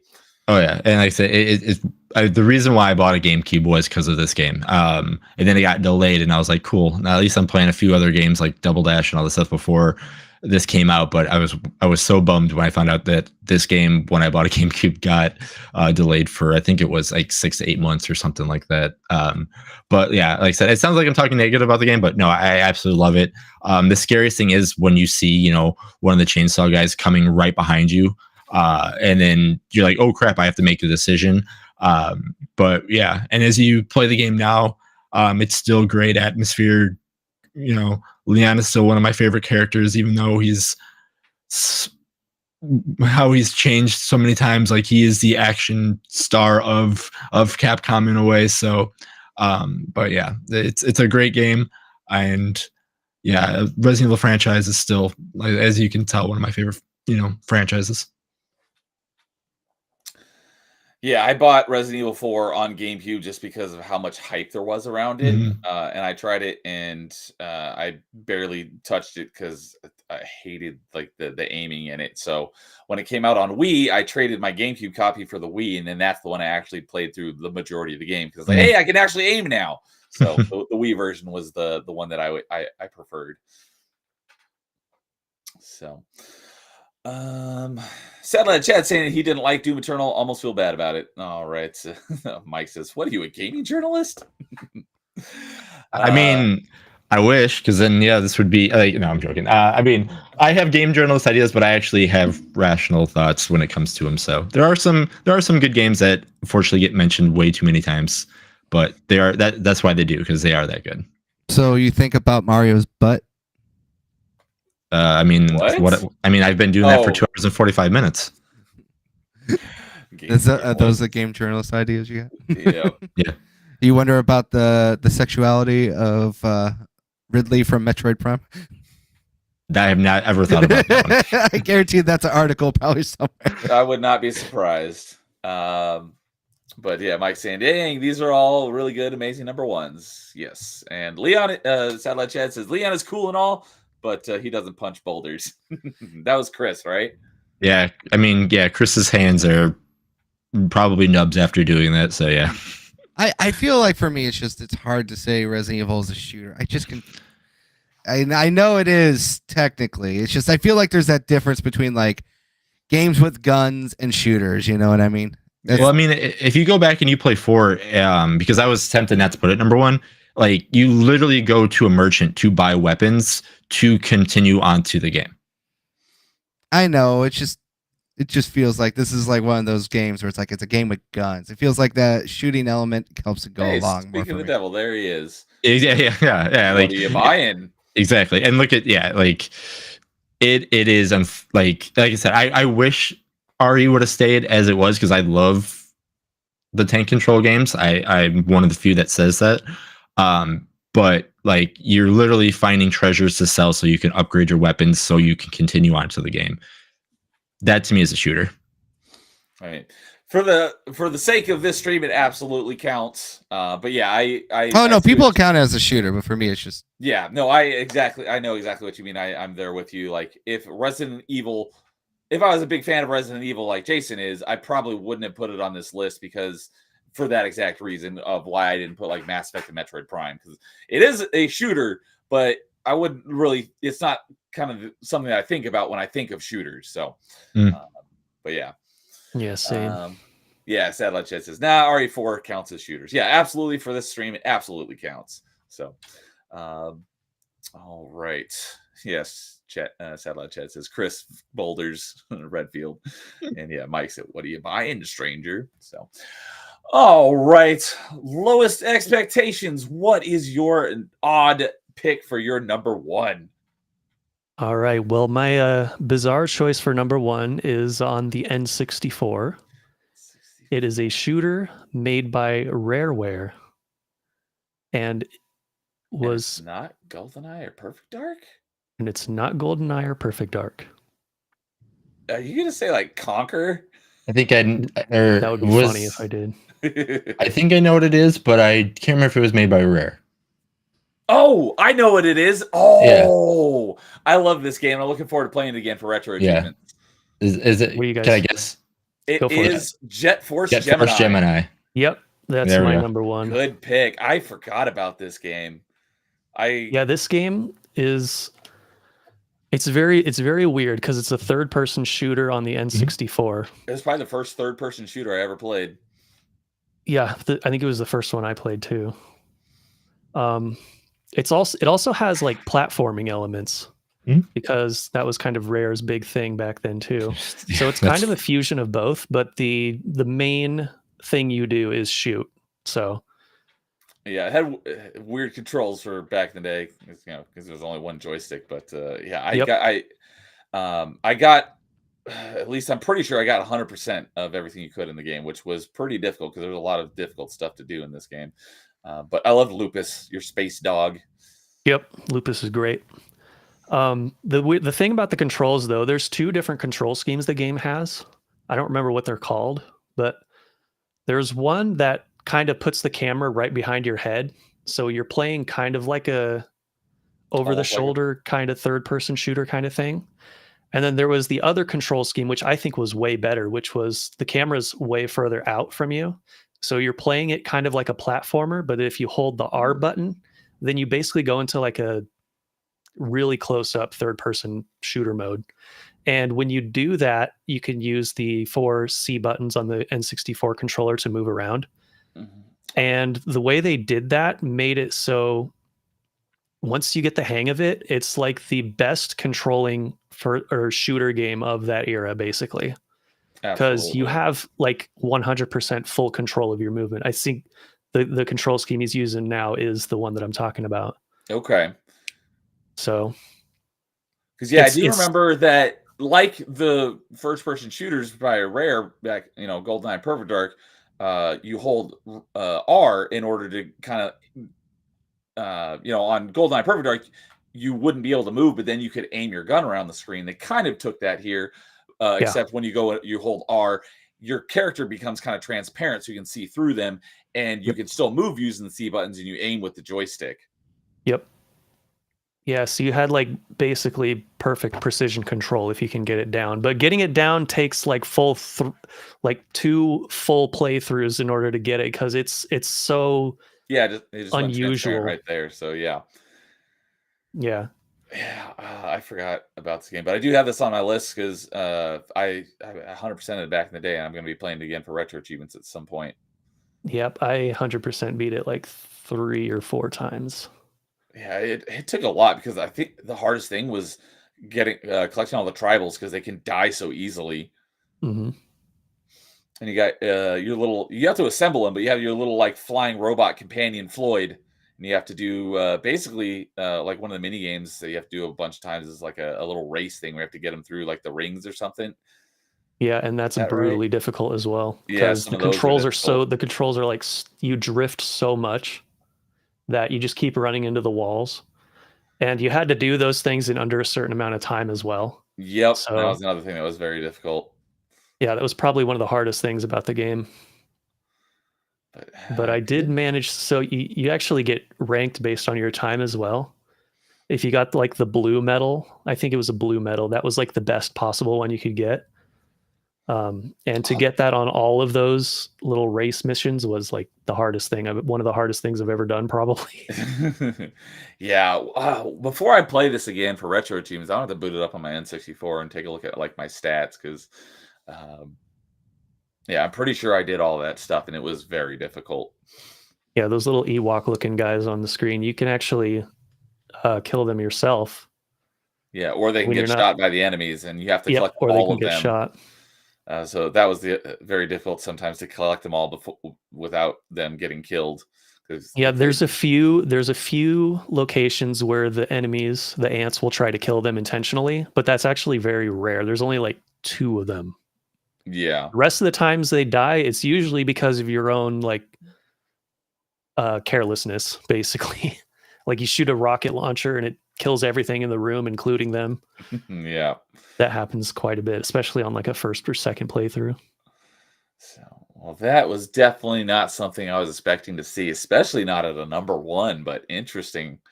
So I remember people loving it. Unfortunately, this is the one game, like, because obviously Rare was known for all their music. This is the one that I cannot remember any songs from the soundtrack. So after this is definitely over, I'm definitely gonna boot it up so I can at least remember some of the songs, because anything Rare soundtrack wise was fantastic, and for some odd reason, nothing's coming to my mind about this one. Yeah, the music's actually pretty good. Mhm. It's not obviously not like their other stuff in the N64, but another thing I want to say though, like in my opinion, this is like the best looking N64 game. I Okay. think. I don't know. Yeah. I like I if can there's see that. another one that I haven't played, maybe that looks better, but I think this one has like the best graphics out of any N64 game ever. Did Jet Force Gemini require the expansion pack? I believe so. Okay. I don't think, remember yeah. exactly though.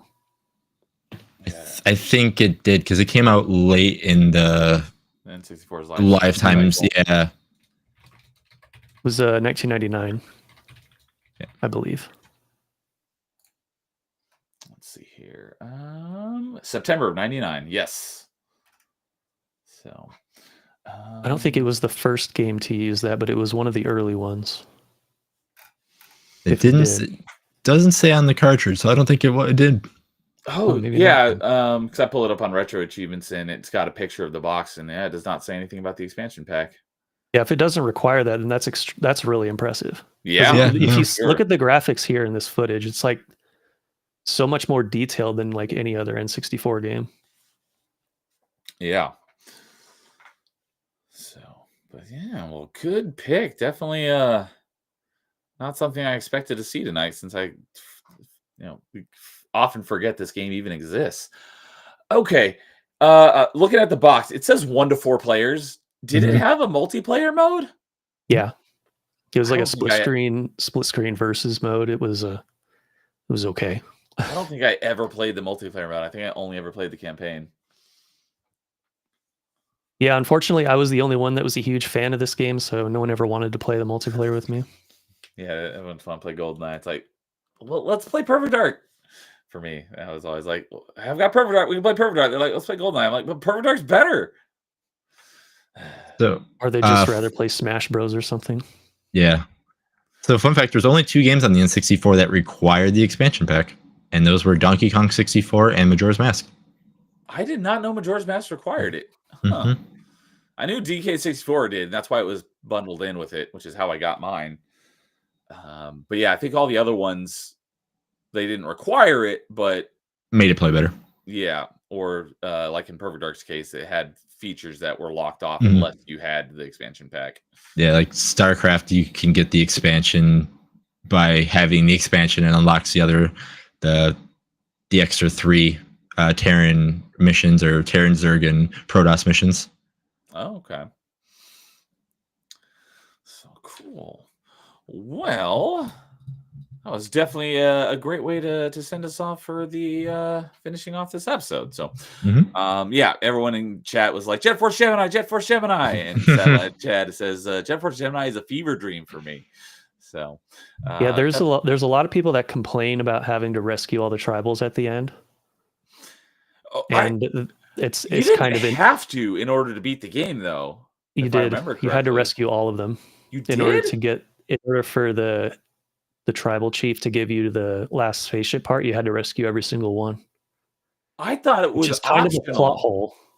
That's kind of like a plot hole, in my opinion, because you have the main enemies rushing towards Earth at the time, and then the guy's like, "Oh, go out and rescue all the tribals." Like, what Huh. are you doing? My mind is saying that all of them were optional. You just had to get a good chunk of them in order to finish the game. But it was absolutely required to get all of them to beat the game? Yeah. Huh. I forgot about that. So basically you're effectively 100% completing the game just to beat it.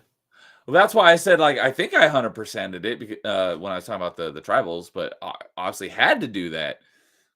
So Most likely you did, unless you like want to add on the extra challenge of getting all the Floyd missions, the race things, and then I'm pretty sure I did all of those to the highest level you could. Right, and then also finding every single ammo expansion was probably another one, and every health expansion. You know what? Chicken butt. I don't have it out here, but my stack of game guides I pulled out here, like got Majora's Mask, Twilight Princess, Metroid Prime. I have the official Nintendo guide for Jet Force Gemini. I think it's down in that cabinet. I'd have to pull it out, but I'm pretty sure that's how it. I would, helped me get the 100% in the game. So It's like Xbox owns Rare. Why don't they like? I don't want to remake, but like, why can't they make something like this? yeah, I would love to see them, do something with the franchises they own under Rare. Yeah. They've literally done nothing with Rare since they bought them. It's sad. Like this game could easily be played like not like this style of game could easily be played now. People love it. I think it's on the Rare Replay collection, but that's it.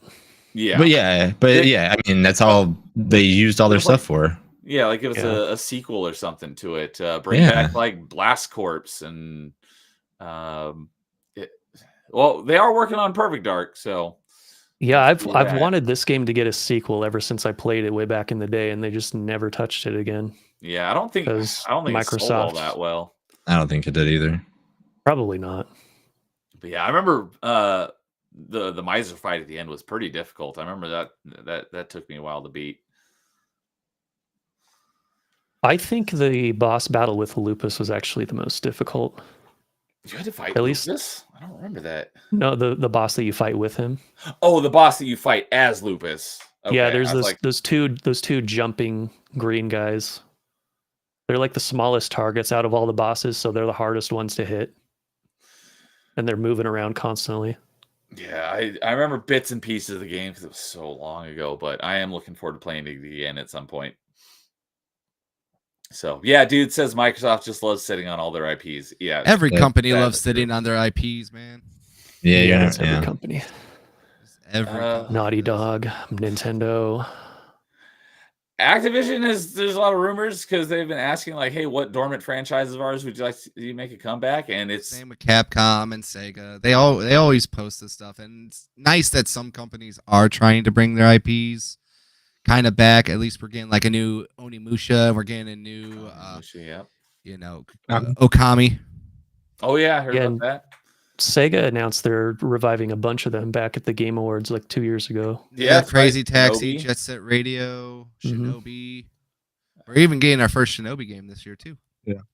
Yeah, and all I know is anytime you see them have like polls out there, go and vote on those polls for stuff because the companies that post them do see that, and if they do release like Capcom in general, like when they're doing like their fighting collections and stuff, if you buy them and they have certain games that you want to see, buy them because then they realize if they sell a bunch, they will make an extra game. That's the reason why like Capcom's been doing a lot of stuff because if they make any type of remake or any collection and people see anything like that, they will make it so you can get it. So I don't know if Xbox will do anything like this, but if they do, rebuy the game. I know it sucks to do that, but rebuy it so you can maybe get a new one. Yeah, the dude says I'd rather they sit on them than ruin them. I kind of agree with that too. I understand the sentiment because a lot of the ones that they brought back have been, but there are some good ones out there. And where I was going with the whole Activision thing is that the rumors are getting very, very strong that we may be getting Tony Hawk 3+4. And what about that too? Yep. Tony Hawk 1+2 was a phenomenal remake. So if they bring back 3 and 4, although I agree, dude, and I have talked about this before. I agree with him that 3 should be like a DLC for 1+2, and like 4 and like because 4 changes the gameplay style. Because 4 you actually have kind of like more like an open world, and you go up to NPCs and they give you missions. That was introduced in 4. Whereas 3 is just like 1 and 2, where you just have 2 minutes in each of the parks to do all the mission objectives. So 4 and I don't know, Underground. I never played the Underground games, but I know a lot of people love those. Should be like should be another bundle. But more Tony Hawk, I am all for. So if they do as much justice to it as they did with 1+2, I will be very happy. We're getting old because I see Tony Hawk do commercials that are for your colon health. I think you mentioned that before. Yeah, it's and then I was like, yeah, and then you see Shaq doing like the general insurance commercials and stuff. Yeah. So all right. Well, that was another fun episode of Top 5. So before we say goodnight here. Let's go around the horn, let everyone plug it. Oh, well, actually, one more thing I have to ask Lois. The gameplay we're seeing of Jet Force Gemini, is that your gameplay, or did you just pull up a video on YouTube? No, most of these are stuff I just pulled up. Okay. Or actually, all of them are. All right. So with that, we'll go around the horn. And Lois, what do you got going on that you want to plug? Before I say that, one thing is that if this gameplay was mine, it would not be. He would not be struggling with the aim as much. Just saying. Okay. I don't have much planned right now. I'm working on a top 10 video game cover songs. I don't know when that'll be out. I've been working on that for a while. And I stream every Monday. I do Smash Bros. And I just stream randomly whenever I feel like it. Okay. Yeah. I definitely got to join you for Smash Bros. One of these days. And then my next long stream is going to be of newest Trails game. Okay. Which is a JRPG series. I've heard about this Trails franchise, but I don't know anything about it. Carl probably knows. It's a rabbit hole. I like the Trials games. Those are much more up my alley. So I just put the link to, I've got everybody's link to their channel in the stream description, but I just dropped the link in chat for Lois' channel if you want to go give him a sub. Yeah. And he does Satisfactory stuff over there as well if you like Satisfactory. So, and October Mike is saying that speaking of Tony Hawk, he's at a con that that Mike is planning on going to in April. That's pretty cool. See if you can go meet Tony Hawk. So, haven't signed your vitamin C pills. There you go. Well, thank you for joining us again. Lowest expectations. You're becoming somewhat of a regular because I think you're going to be on our next episode of Top 5 as well. So it's good hanging out with you. Or the Switch games, yeah. Yeah, so that one too. Yeah, next episode of Top 5 Switch games, but we'll talk about that here in a couple of minutes. Carl, what do you got going on? Nothing. All right, Jason, what do you got going on? Carl, you're going on vacation, right? Yeah, I'm going on vacation. Just probably going to stream Monster Hunter Wilds. Probably Friday before I go on vacation.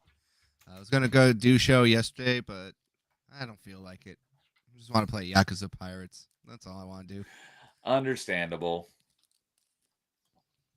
So, Mike saying he plans to stream DBZ Kakarot this Saturday in honor of the series creator Akira Toriyama's passing. Is that already a year ago? Holy crap. Yeah. I saw that too. I was like, wait, that has been a year, hasn't it? Because I remember it was around. It seems like around the same. Yeah. Dang. So, wow. Well, awesome that you're honoring his memory with that game. So, Jason, you got anything you want to mention? Monster Hunter's coming out, so I might turn the camera on while I play it, so people that want to join in and yell at me for not being a great Monster Hunter, because again, I played it for a while now, but I'm still not new to it in a way, but like I'm not the best when it comes to remembering to I should probably eat this meal before I go hunting this one, or I forgot my earplugs. I probably should have made those. Doing that, and then the other one too is because I went to MagicCon over the weekend, I kind of got the itch to play even more again, so I might boot up Arena. I don't know. It's the easiest way to play it. I don't care for the MTGO client. I wish I could play that one instead because I like the formats on there better, but I might do that. And then, yeah, there's a bunch of games I'm staring at right now that I want to start playing because the Liza P expansion, it got announced, and I still haven't finished Liza P. So I kind of want to start and do that. And yeah, there's a lot that I want to do, but we'll see what happens. You can also preload Monster Hunter Wilds right now. I have my mouse ready to do that right now, but I'm not going to do it while I'm on stream. Yeah, so many games, so little time. So, all right. As for myself, I haven't talked to Dude about it, but I'm as long as it works for him, we'll be back tomorrow night with some more reverse Dude Souls because we're watching him show me how it's done. I'm assuming that it works for you, Dude. I'm planning on it tomorrow, so let me know in chat if that works for you. And then on Thursday night will be another episode of Open Mic. Finally got around to having the first Open Mic of the year last week with Nerd Slap and introduce the intro that he was working on for me, and I love it. So. And this week, the guest on Open Mic is Flame Mage. He said he just finally got a mic and a camera, and he was inspired by our little sphere of YouTube here to get on as well. So he's like, I was like, hey, if you got the equipment, you want to come on Open Mic and talk video games? He's like, absolutely. So I'll have Open Mic with Flame Mage on Thursday night, and I definitely got to get Lowest Expectations on here soon as well. So one of these days. Yeah. So dude says he's planning it. So, all right. Yep. We'll have more Dude Souls tomorrow night. So, and then I'll be back with Metroidvania Monday on Monday. And I should be finishing up Super Metroid because I'm about this close to the end. Because on the last one, I found out that on Super Metroid, I figured that the dot meant you collected the item in here, but that just means that there is an item here. So I had to go, I basically had 3 items left to get 100%. And I was like, oh, that means I have to go check every spot in the game again because I might have gone past it and it shows me a dot. But that doesn't mean I necessarily collected it. So off stream, I went and found the last 3 items I was missing. So I've got all the items. So now I'm just ready to go fight the final boss. And so that won't be very long. And then we'll go immediately into Metroid Fusion. And then we'll be back with Party Chat at this time next week. So as mentioned, 2 weeks from today on the 11th will be the next episode of Top 5. We are ranking our top 5 favorite Switch games. And we got Lowest Expectation here is joining us. And our other guest will be Melee James. So that about does it for me. And thank you guys for joining us for another fun episode of Top 5. Thank you, guys. You got, I almost forgot. That's why I wish I had something. I do that almost every episode. I almost forgot. So Jason, before we sign off here, what are the group rankings? All right, so we have a tie at number 5, and that's going to be a tie between Resident Evil 4 and Jet Force Gemini. Our number 3 is Super Hot. Number 2 is Doom Eternal. And our number 1 is Halo 3. All right. That's a good list right there. So as always, we're happy to revisit some of these topics with new panel of guests. So if anyone out there wants to come on and ranks anyone, I've got a channel in my Discord of every episode we've done of Top 5 and what the topic was and who was the guest. So you can go and look and say, hey, I want to go and revisit this topic and we'll make it happen. If you don't want to be on it, but you've got ideas for topics, let us know. I've got a running list of topics for Top 5. So we're always open. So this show is all about getting fun panels of people together to talk about their top 5 of whatever the topic is. So if you want to be on one or just suggest stuff, let us know. We're all ears. So thanks for joining us again, the panel, and then everyone that was in chat who hung out with us. Our viewership stayed pretty consistent at about 10 the whole time. So thanks for hanging out with us for over 3 hours as we ranked our favorite shooters. You guys, everyone, have a great night. We will see you all later, and we'll catch you next time. And as always, in the meantime, game on.